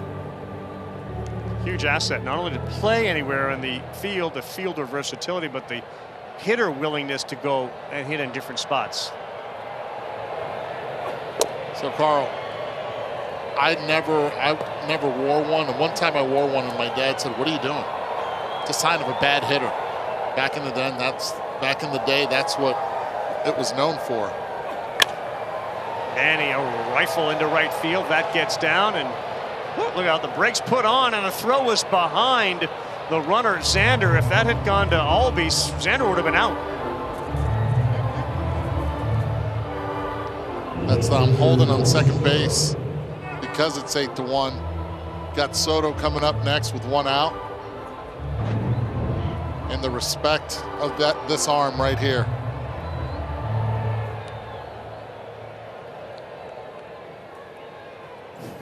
Try to flip it with the glove. Great mechanics, huh? Right over the top from Acuna Jr. out there. He's showing off that cannon tonight as Soto looks at ball one. I'm impressed with his footwork. Always in a position, puts it in a position exactly where he needs to go for his target. Four-seam gas. from a high slot. Soto a single and a double tonight. And a 1-0 pitch.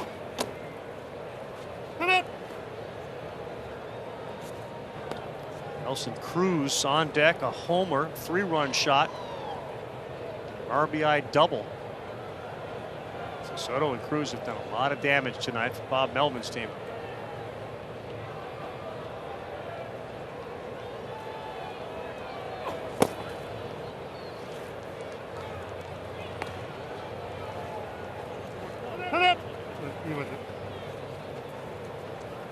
I mean, it stands to reason that Juan Soto would settle in this year after the adjustment period and the big trade in the middle of last year. Got plenty of protection in the batting order now, especially with Fernando Tatis Jr. coming. I'm going to figure you're going to see the best that Juan Soto has to give this year with the Padres.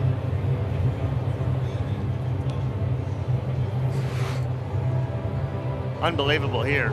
Take a look at your OPS plus through the age of 23. Ted Williams, Ty Cobb, Mike Trout, Pujols, Juan Soto, and Eddie Matthews are tied for 5th place. He kills the Braves too. He's got like an 1140 OPS against Atlanta with at least 250 plate appearances, which is the highest of any in Major League Baseball history.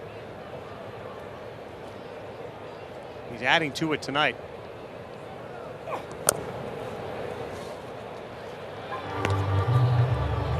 Now they're loaded. This is an historic potential night for Nelson Cruz.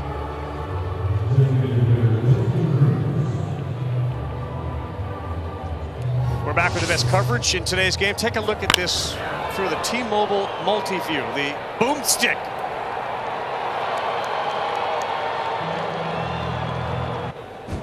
"42 years, 282 days old." And a loaded situation for Cruz. Litke again buries one down and in, ball 1.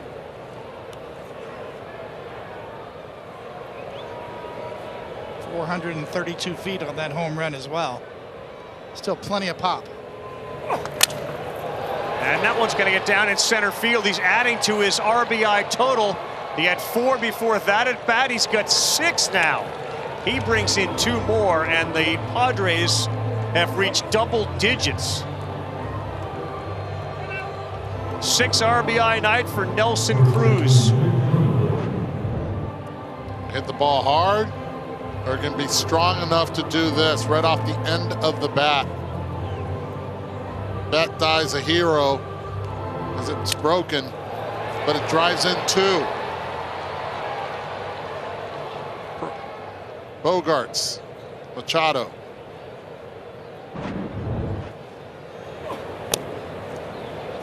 Padres have scored in 5 straight innings. Carl, you asked Coney if he's superstitious. Think Nelson Cruz will do an interview to start a game if we ask him again? The Buster effect. I think he will if you ask him. Efforting. Yes. He's a pretty good guy to talk to about the State of the Union. He's seen a lot of changes in this game in his time.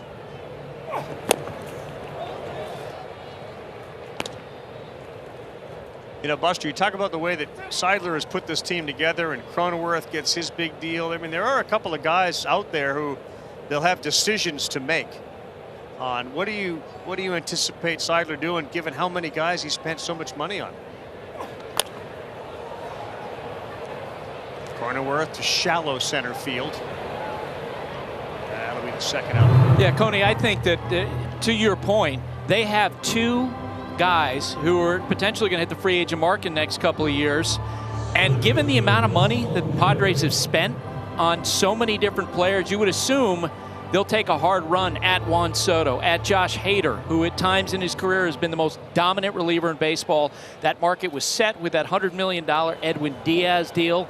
It'll be interesting to see if the Padres push a deal across the finish line with Juan Soto.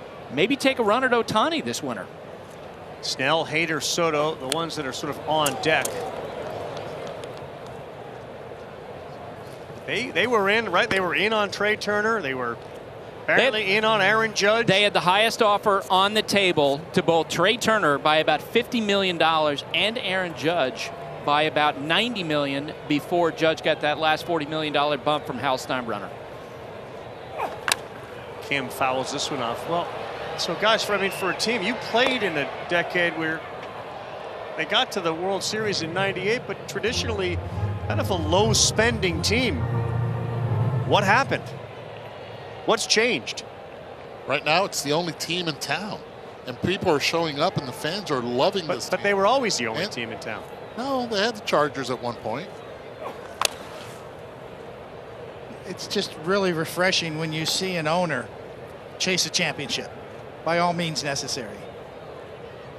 Lights up the fan base, television ratings through the roof. We saw the line around the block to buy tickets after the Soto trade last year. Right. So the Chargers leave in 16. This is 7 years. There was a period of about 4 or 5 years where they were not interested in. Then new ownership came in and said, let's go do this right. And one thing I can tell you is they look at character of the guys that they're signing. You have to take a look. Right now, it's a 10-1 game. At second base, I'm admiring what Juan Soto is doing on every pitch. He's taking an unbelievable secondary as if the game is 2-1. Every pitch, he's not taking it off. And usually, players turn it off around him. This time, not Juan Soto.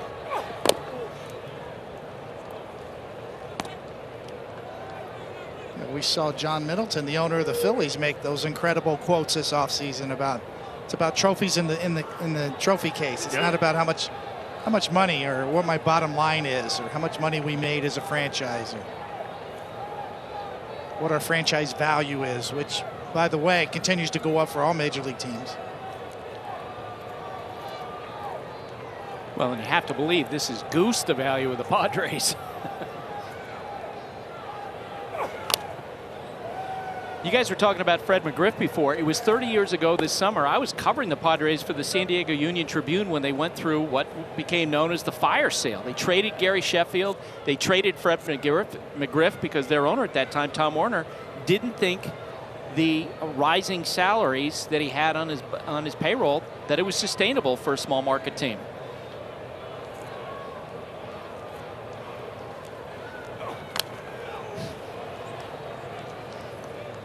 I'm loving this right now, just watching the base runners. You see a difference out there between Nelson Cruz. It's like, okay, do what you can, but put the ball in play. And Juan Soto has to be loose. They go again, and this time Kim hits it to straightaway center field.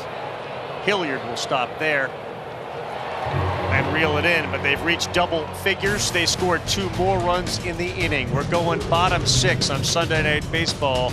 It's a Padre party tonight.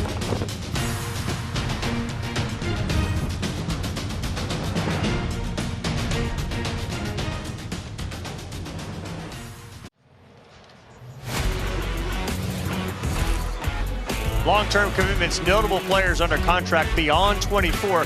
You're going beyond 30, like 2034 for Tatis, 2033 for Manning and Sander, 2030 for Cronenworth, $1.3 billion spent. The Braves already know who's going to be playing third base, center field, Matt Olson at first base, $800 million. A ton of money by both of these franchises committed to players long-term. Is that a bit of a sea change to lock guys up long-term, and why? Well, I think part of it is you can spread your cost out a little bit there. You can, even though you're going to pay for it on the back end of some of these contracts, you're going for a championship now. So you could spread those costs out over 10 years and then worry about the back 5 years then. Try to get a couple of rings or at least one ring now. Lower that AAV. You give them an extra couple of years, you lower the AAV. It gives you more flexibility to do that damage of winning. Guys, for their fan fest, they showed up. The fans were there. San Diego.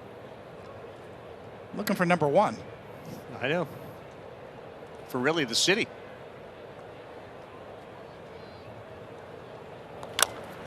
Ozzie off Lugo's glove, and because of that, he's going to reach. Kim may have had a better chance without Lugo's glove getting to the baseball. Ozzie Albies reaches safely. If you're a San Diego Padre fan, you're thinking about that conversation Dick Williams had with Goose right on the mound in Detroit. I want him. Kirk Gibson at the plate. No chance there to get Albies.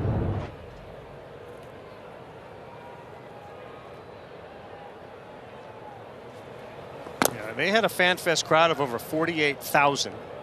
They had to extend the event. They capped their season ticket sales to 24,000. There's a great article on ESPN.com by Alden Gonzalez all about the payroll and what the Padres have done in San Diego.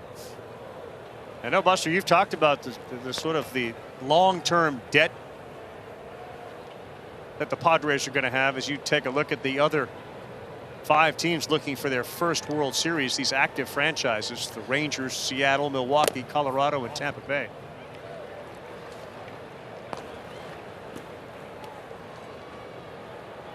Good time to be a Padre. Good time to be a Padre fan. Yeah, Buster. I was going to say, if you look at the New York Mets, obviously a big spending team in baseball.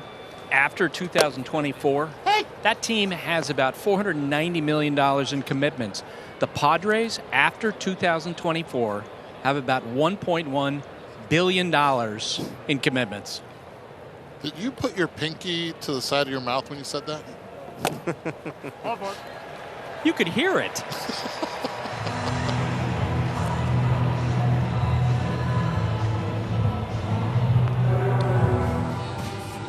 There are still a few good ideas left in the world. Ours was to make our own tequila. Grab a glass, amigo. Our casa is your casa.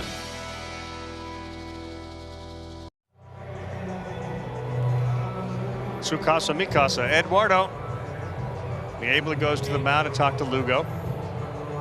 Ruben Niebla has done a really good job with this staff coming from the Cleveland Guardians organization. Coney, you ready to go back to Texas? Yeah, baseball's big in Texas this year. Rangers go to Houston. We'll see you next Sunday night. The defending champion Astros. So I think I read somewhere, by the way, you can hear that game on ESPN Radio. It's also available on ESPN Deportes. Baseball tonight, Sunday night countdown starts at 6. That Dusty, the Astros haven't gotten off to a great start. Dusty went to see the Red Hot Chili Peppers, and he had a shout out from Flea.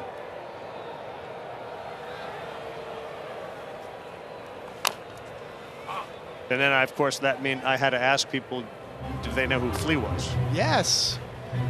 Flea once played a whole set in diapers. That's all he had on, was just a big pair of big boy diapers. Legendary set.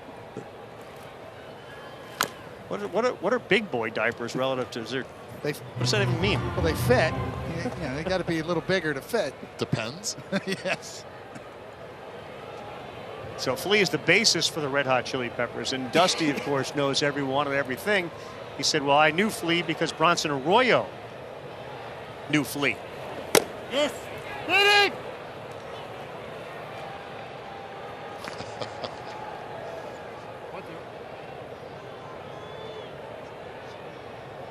I saw my guy Kenny Chesney this week. I didn't see Flea or Chesney put on a phenomenal show. 1-2 inside. That's Rocket's buddy. That's Rocket yeah. Clemens and Kenny Chesney are tight. Buster, what do you have? Nelson Cruz, what a night. Good one, yeah. No doubt. Anytime you got a chance to score some runs against, I mean, this type of things, they did pretty good. So just to be able to score more runs than then, that's a plus. Hopefully we can stay on top and win this game. So tell me, you said you wanted to learn about Dylan Dodd coming into this game. What did you take away from that first plate appearance that you wound up applying? The slider doesn't break like a slider. It's more like a changeup. So that was the message. Once I swing and miss twice, that's the message that I bring to my teammates. Okay, I don't know if you're a superstitious player or not, but if we ask you to do a pregame interview just before this pitch, given what's going on tonight, would you do it? Yeah, I will do it, yeah. I don't mind. Thanks, Nelson. Back to you. 10th time with 6 or more runs batted in. Third oldest player with a 6 RBI game. Carlton Fisk and Barry Bonds were the other guys. As Ozuna looks at one in the dirt. Well, we haven't talked too much about Lugo because it's been really the offense and the struggles of Dylan Dodd. What have you observed from Seth Lugo again here? It's going to be back-to-back solid starts. Very solid. His pitch count is up there right now. As Bob Melvin's going to ride him out a little bit here because they're a little short in the bullpen. Jammed Ozuna. Very much looks the part of a starter, though. He's got all the weapons. A couple of different kinds of breaking balls. That high spin curveball that we talked about that's been one of the best in the league for a while.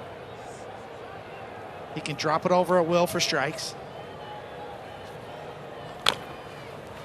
He signed a really good contract for both the Padres and for Seth Lugo. I think it's 2 years, $15 million, and he has the ability to opt out. So if he has a great year as a starter and there's starter money out there, what's up? He's going to go get it. And you could just look around baseball right now for teams that would love to have an extra starting pitcher.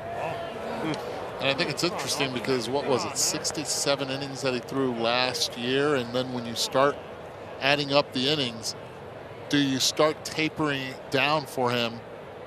Then you have to consider his age as well. I mean, he's not a prospect, right? He's been around for a while.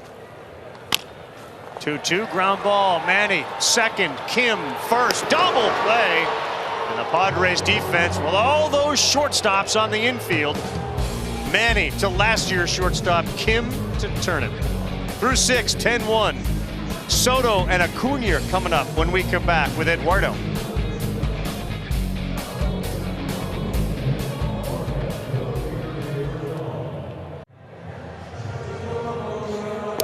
Earlier today, Eduardo sat down with Ronald Acuna Jr. and Juan Soto, and he asked each what they loved about the other player. For me, I feel like the speed. That speed that he has is just incredible. I mean, every time he's running around the bases, you can feel the fear. Like, I'm in the outfield, and every time I see him first, I know any moment, any time he's gonna steal. So I know he's coming. And it's kind of fun and uncomfortable because I'm facing him, you know. In my mind, he do something special every day. He can go hit the ball, whatever he wants. You know, every AB he go to the plate, he do something special. A couple days ago, fly ball to right field. How much fun was that to be able to steal an extra base hit from Juan? I told him, you can hit the ball to me because I can catch. Hit a homer. It's okay. I don't care. I listen to it. Who's got more flair? ¿Quién tiene más? El flow. My flow. ¿Por qué tú me miras? No, pero ¿por qué tú me miras a mí? Te la voy a dar. Vistiéndote, pero bateando la vaina con el chofo, tú no vas con eso. Hay que darte tu vaina, pero el chofo hay que darle su vaina. Who takes more time rounding the bases on a home run? Dura 2 horas. No. Saluda al dogao. Mira, man. Saluda al coach de primera. Saluda al bullpen. Da 2 brinquitos en segunda. En tercera, dobla para la derecha, para la izquierda, brinca. Pero tú hablas con el queche. Pero, ¿No te acuerdas cuando que tú le hiciste en Washington? Pero eso es una vez. Bueno. Tú lo haces. No. De los 40 que tú das, 39 sales tú así, Ronald was cracking up listening to that description. Here you go. The average home run trot last year for Soto was 27.7 and Acuna was 28.9. Wasn't like Juan was sprinting around the bases. I'll tell you what, though, Ronald, he enjoys his home runs. Oh, he yeah. hit one in winter ball in Venezuela. That one was not 28.9. That one took a little bit longer. Yes! Well, there's a whole dance at the end, too. Tatis, even with his minor league homer, there's this kind of dance step that's now being done as they move their way into the dugout.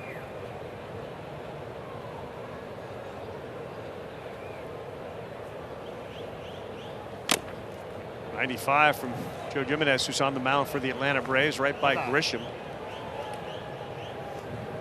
What's up?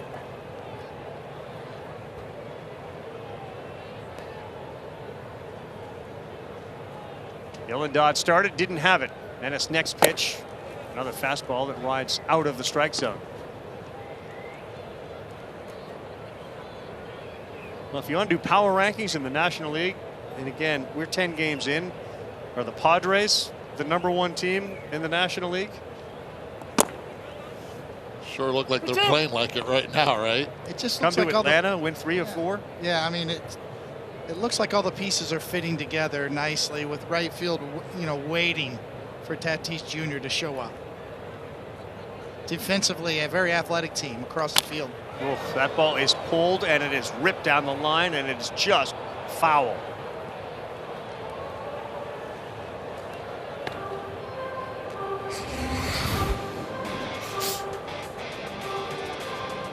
This is the home run you're talking about? This is the home run I'm talking about. Look at how much he enjoyed this home run. And in Venezuela, when you play the game, you better be ready to enjoy every bit of it.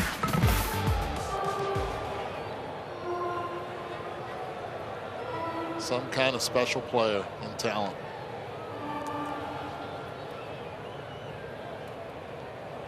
Aaron Judge had a couple of homers. But right field, huh? Tatis goes out there. Cuna's out there. Judge has 2 homers for the Yankees, off to a good start this year for Aaron Boone, 6-3. And of course, you bury the lead. The Rays are 9-0 with a run differential as far as their runs scored versus runs allowed. Greatest discrepancy since like 1900. Grisham gives another one a ride. This one will stay in the ballpark. I was asked tonight on ESPN radio, like, what is it about? Again, you feel like you ask this question every year, like, what is it about the Rays? What do they see that other teams don't? Why are they so successful? Spring's really good on the mound. McClanahan. Is there something that they're pitching just year in and year out? They find them, they turn them out, they develop them. Their pitchers all have excellent pitch design. They all tweak it when they get there. Little different shape to their slider. Something gets tweaked there, and it seems to be the perfect design that works. Springs is a perfect example. Kind of tweaked his breaking ball, his changeup. Rasmussen. And they can run him down in the outfield. You look at Kiermaier for so many years while he was there. Now you got Jose Siri in center field. Margot can play out Rosarena. Picks it also out there in the outfield. They run him down. 57 in the plus category, run differential through 9 games, 24 homers in the first 9 games. Rasmussen went 7, gave up 1 hit, struck out 8, didn't walk anybody. In an 11-0 win over Oakland. They have more home runs as a team than they've allowed runs. And the way that they play, today was a great example. Harold Ramirez running down an infield single. Just, you have to put pressure on the defenses, and they do that. They do it really well. The team that invented the opener has a starting rotation now. That's right. And Glasnow coming back. Bottom 7 coming up.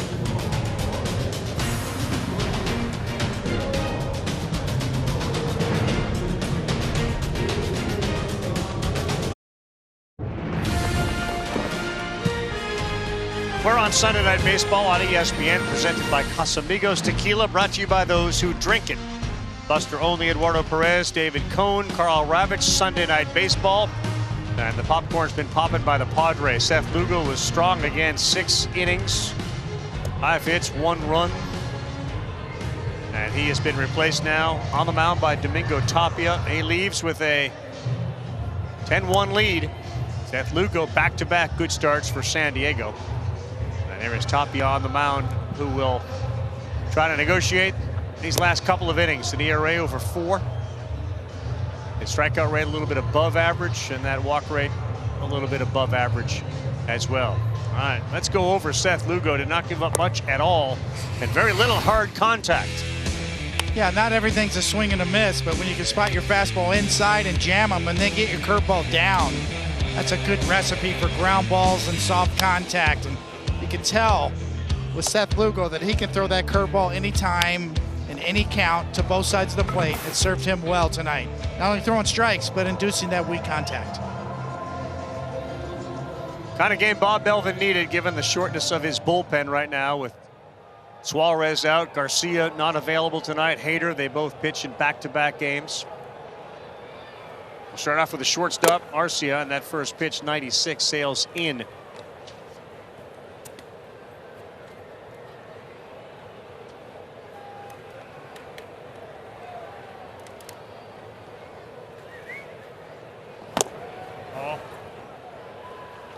Yep.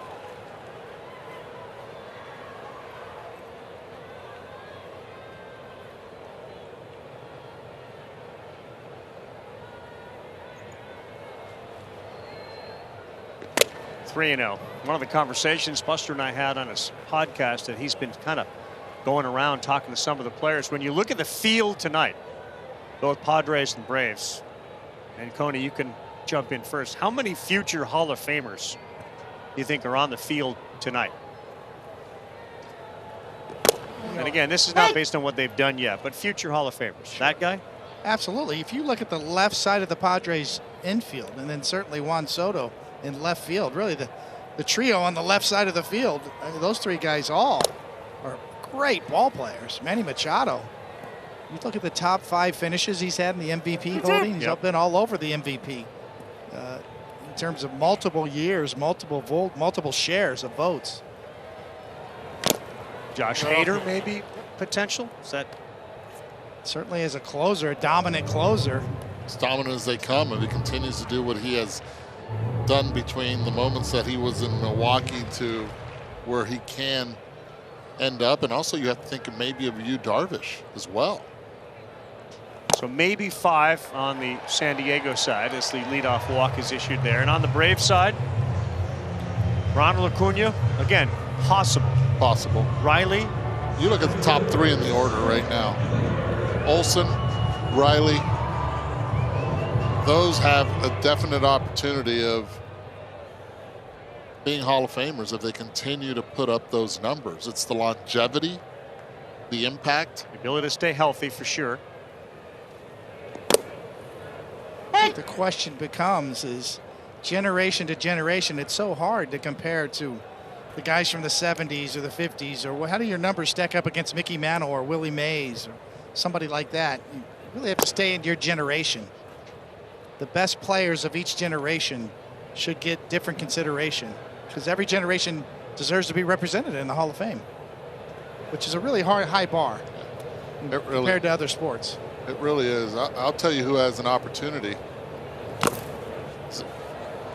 as a young pitcher is like a Max Fried. Max Fried. He's got the he's got the body to be able to do it.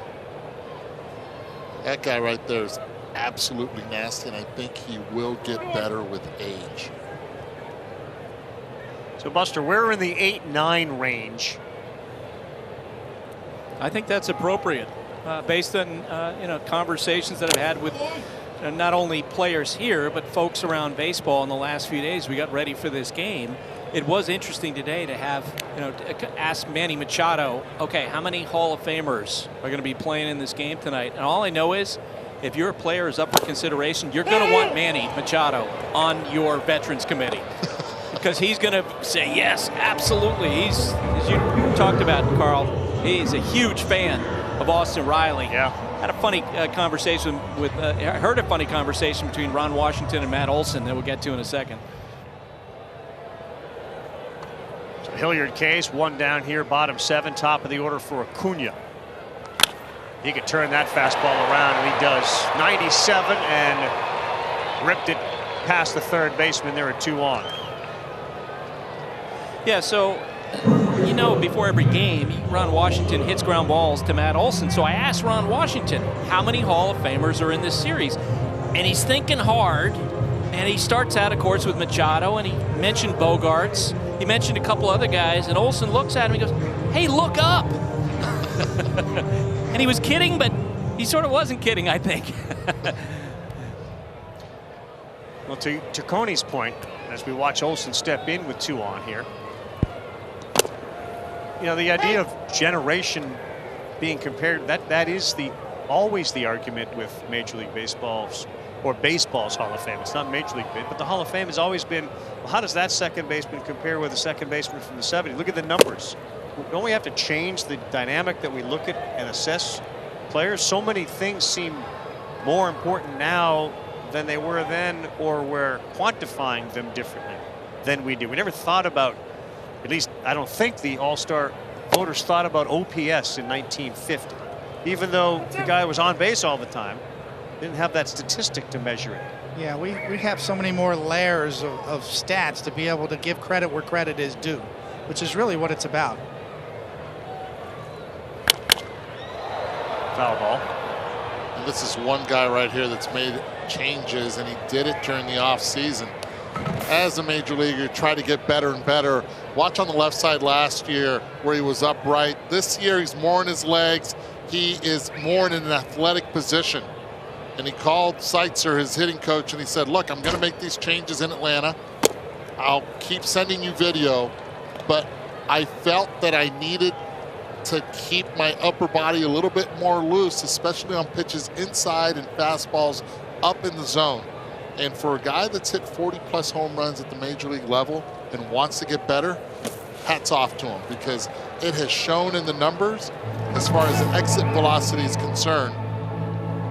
Matt Olson in that coiled position, ready to hit any pitch, in or away, has really shown so far that he's made those adjustments. 8 home runs in spring training.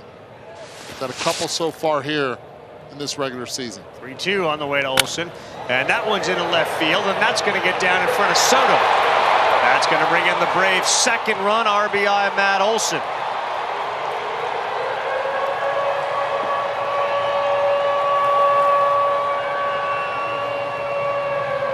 Off the end of the bat, Matt Olson, 3-2 count. Ball running away, but watch him get into that strong position using the legs. That stays in the zone, goes the other way. As soon as he hits it, he knows, I am so happy I hit it off the end of the bat. Soto playing deep in left field, no chance to be able to get it, staying through the ball.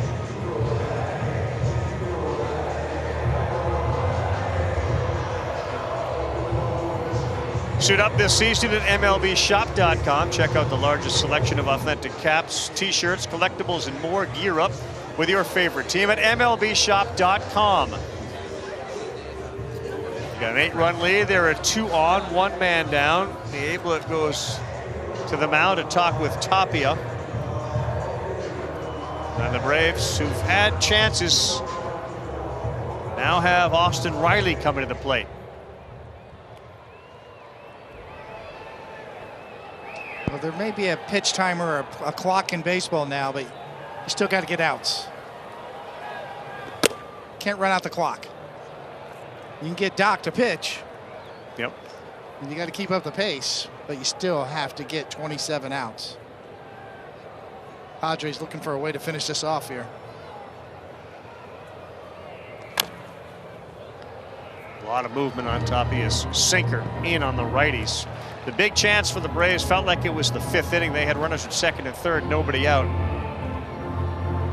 4-5 fielder's choice, 2-3 and a strikeout. And that was Acuna, Olson, and Riley.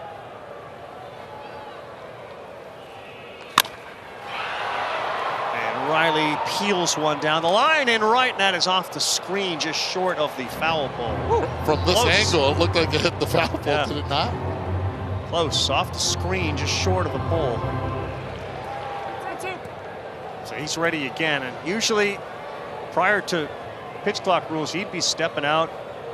He's right back in there. Tapias hit him on the wrist. Uh-oh.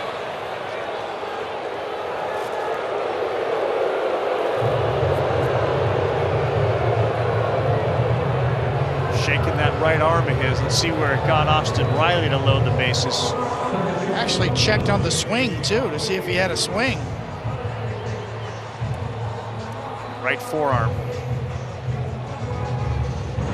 This is exactly what Bob Melvin did not want coming in. Now you take out Lugo, and you're hoping that Tapia is able to get out of this inning. Now you have to go to that bullpen and start getting him loose.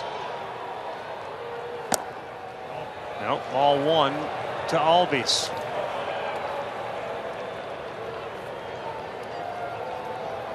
Things could get interesting with one swing from Ozzie Albies.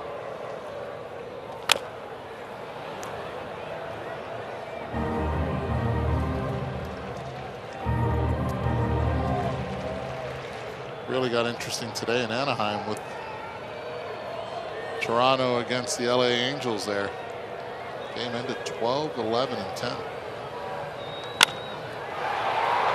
Albies towards the line. Soto gives it a look. It's out of play. The Angels up 6-0. Blue Jays scored 10 unanswered runs. Quickly. The Angels came back, tied it up.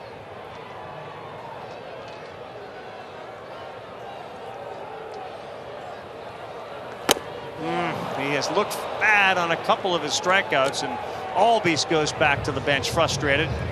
Curveball from Lugo, and then that four-seam fastball from Tapia. What is that, Eddie? Is that guessing? Yeah, that's guessing. That's looking up the entire time, knowing that they're going to pitch you up, hoping it's in the top part of the strike zone, and instead it was way above that.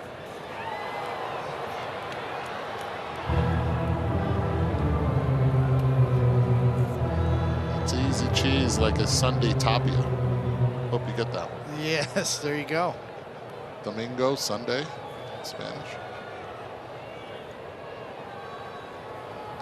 Murphy on the ground. Bogarts will go to second. Kim is there, and that will end it. They will leave the bases loaded. Moss flow.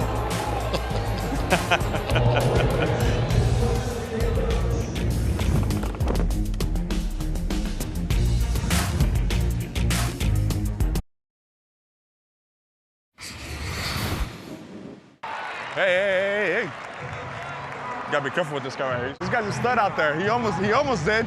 I thought it was an easy base hit. He comes up there diving, trying to catch my ball. You see? He said he almost hit the tip of his glove. Two superstars in the game, Manny Machado and Ronald Acuna Jr. H.A. Minter, the new pitcher for the Atlanta Braves. We head to the 8th inning on Sunday Night Baseball.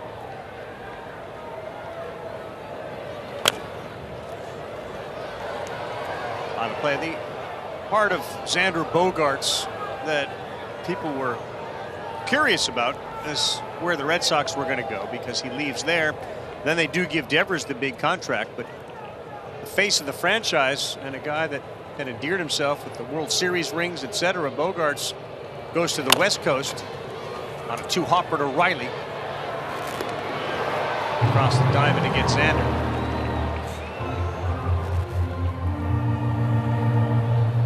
No, he signed out of Aruba too as an international signing at 16 years old. So with his twin brother too, right? With his twin brother signed with him. You can stream every Art of Market MLB game live or on demand. New and included for 2023. Stream all minor league baseball. Blackout and other restrictions apply. Visit MLB.tv for details.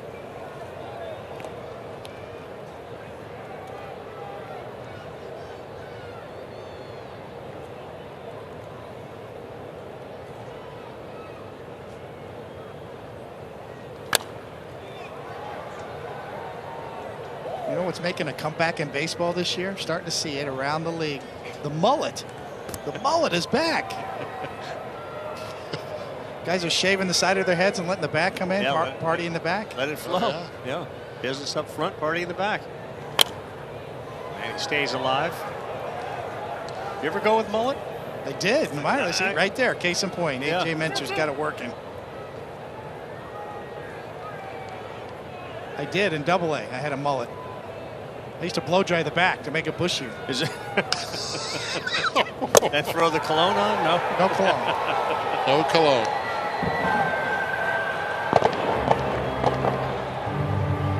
The mullet.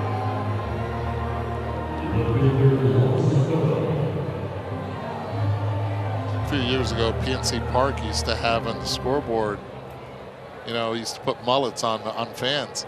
It was a great interaction. Best mullet baseball? The Eck had a good mullet. Heck had some flow. He had Moss flow. Still does. Yes. Clevenger still has a good mullet. Crocker let it go. Some of the Phillies could let it go a little bit. Yes. Dutch.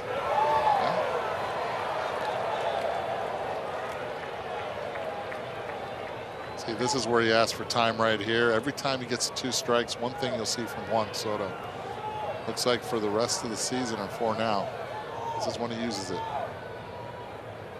Minter has challenged Bogarts, Manny, and that's a little high and outside. You can almost feel the intensity ramp up, though, when Minter's on the mound for guys like Manny, Xander, and now Soto. Even Cazo didn't like it.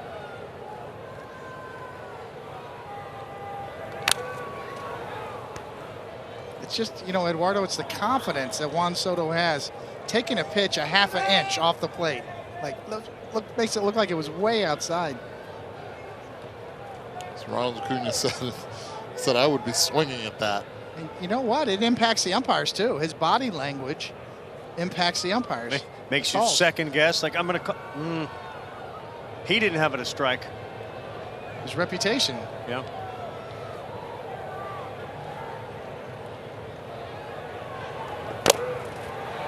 Another one outside. Another guy who's great at commanding the strike zone is Harper. Harper is really good when he gets upset about a ball strike call that's called a strike and he thinks it's a ball. It'll generally be confirmed oftentimes that it was outside. 2-2 here, and Soto's gone. Good inning. AJ Minter. Soto kind of nods like, yep, tip of the cap, got me there. Bottom 8 coming up in Atlanta. 10 runs, 13 hits, no errors. San Diego and Atlanta just 2. That is Juan Soto tip of the cap. An acknowledgement. He beat me.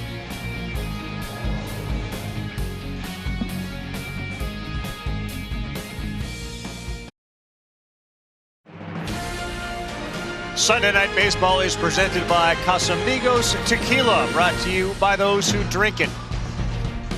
Some of the images from the Sunday night game dominated by the San Diego Padres. Big innings, big hits from everybody, including that guy, Nelson Cruz. 6 RBI night for the 42-year-old. Ha-Seong Kim and company put up 13 hits. They got 10 runs. Atlanta just 2 on 7 hits. Dylan Dodd could not back up his great first start with another one. Seth Lugo did.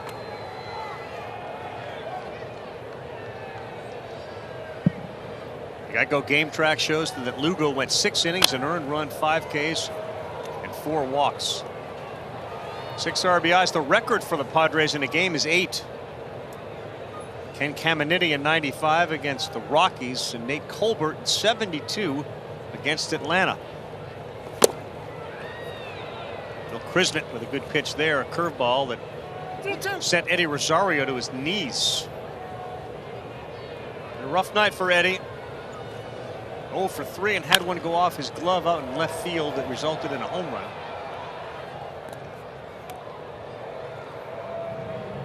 Tell you, Eddie, this guy's got thump in his bat, man. Batting practice, the ball, you know, there's certain guys whose bat the ball jumps off. This is one of those guys. Krisnet stops that, and Rosario denied.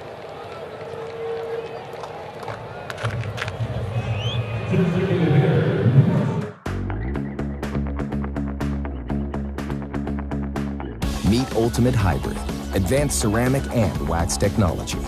The best of both worlds, but better. Only from Mothers.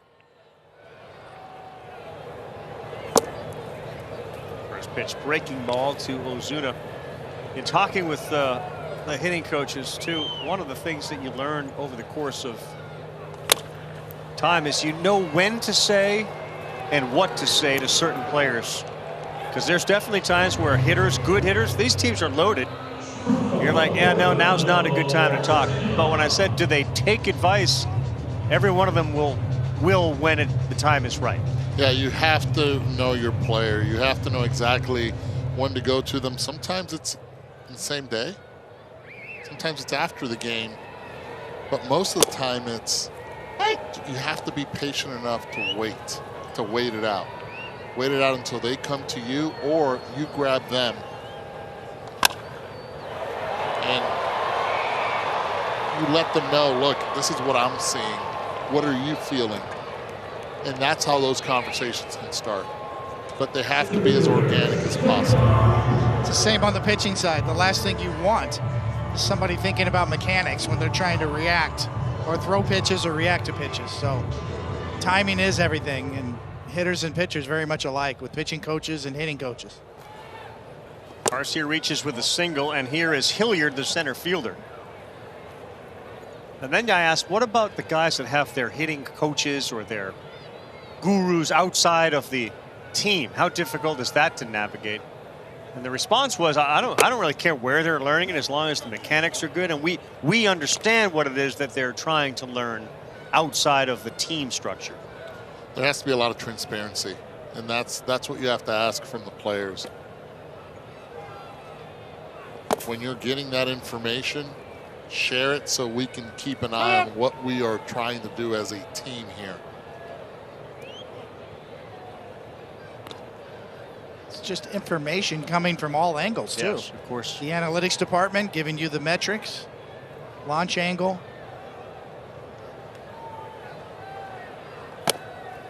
3-1. I mean, I would imagine over your career and your 5 World Series rings that there were times where you felt like I got this, and somebody would say to you, do this, think about that, and you would imagine you'd have a thought bubble of like, well, no, I'm not going to do that. Yeah, no, definitely. Mel Stoudemire was great. The longtime pitcher for the Yankees and pitching coach for the Yankees. He always waited till the next day or in your side session to tell you, kind of break down what he thought you could have done better or mechanics, and any sort of advice, because he knew it was just, you're not going to be receptive sometimes. Hilliard down. Padres Cruz, can he continue this magical night? He'll be up when we return.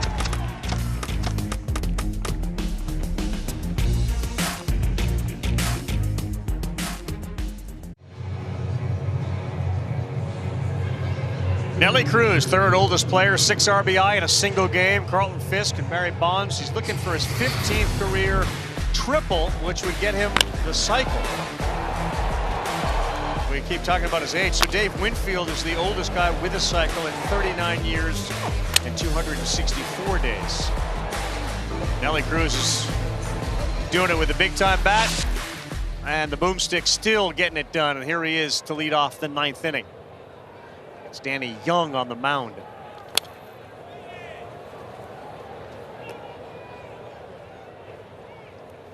How old were you when you stopped pitching? 40?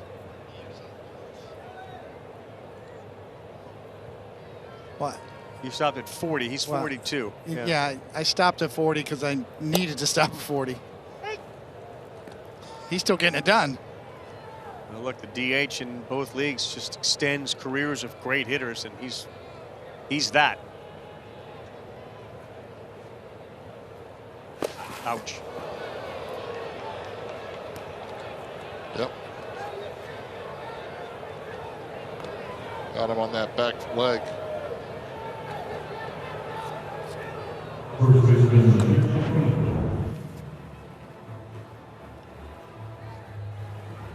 We're going to get hit. It's a good place to get hit. Tell his foot that. Off-speed pitch.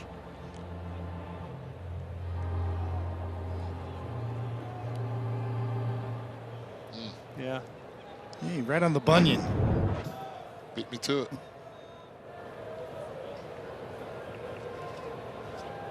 Probably not the way he wanted to end the night.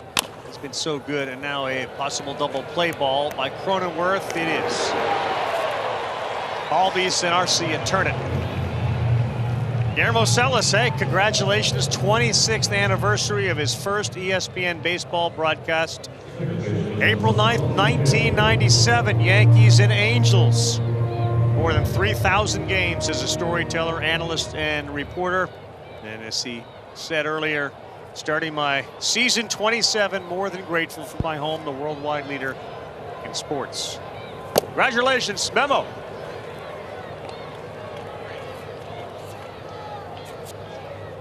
Say that again. I put the phone down on your cough button. That's what's going on So here. you were muted. I thought it was. That's a good trick. I like that.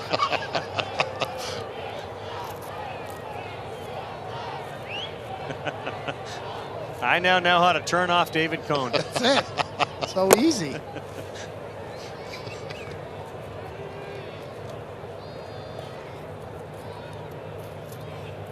Spent some time at the hotel bar with Memo a few nights.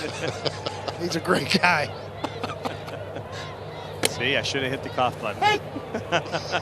So that's what you were saying. Yeah. It's a Ralph Kiner line in there somewhere. A low ball hitter and a high ball drinker.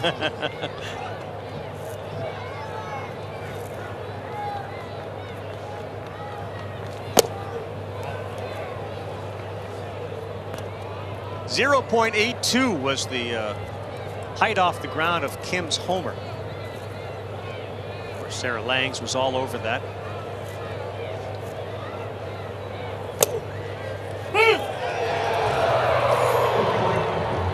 Young punches out Kim. Check out that bat path. As low as you can go this year, 5th lowest pitch for a home run in the StatCast era.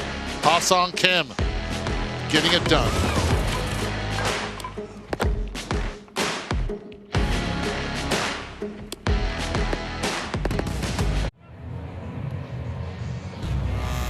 Kevin Connors, John Anderson, they have SportsCenter right after the game. The stars of this one will join the show.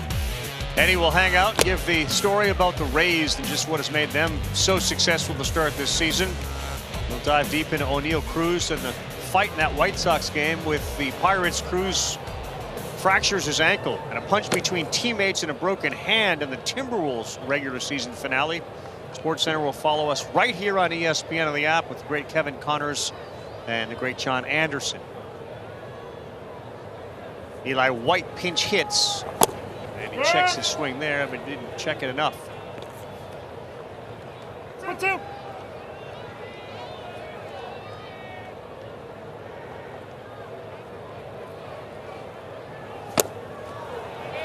Ed Sfida, who of course has never met a game that he didn't want to do research for and get paid for, has let us know that this one is currently at around 2 hours and 47 minutes. Points out that this would generally have been a much longer game with no rules.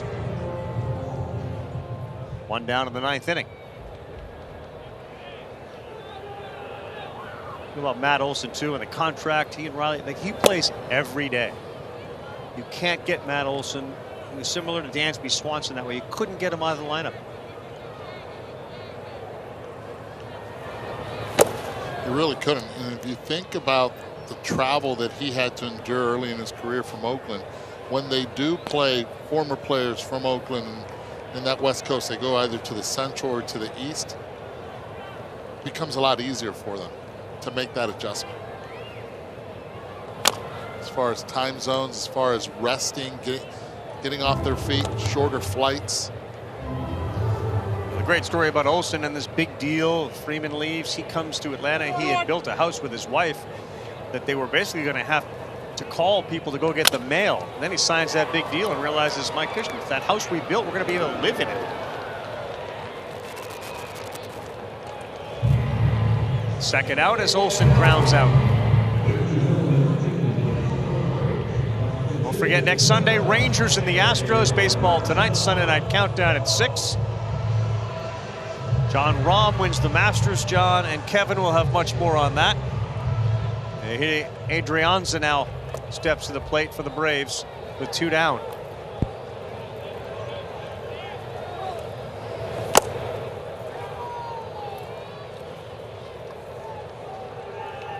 Atlanta had big chances in the 5th inning. They had another one in the 7th inning.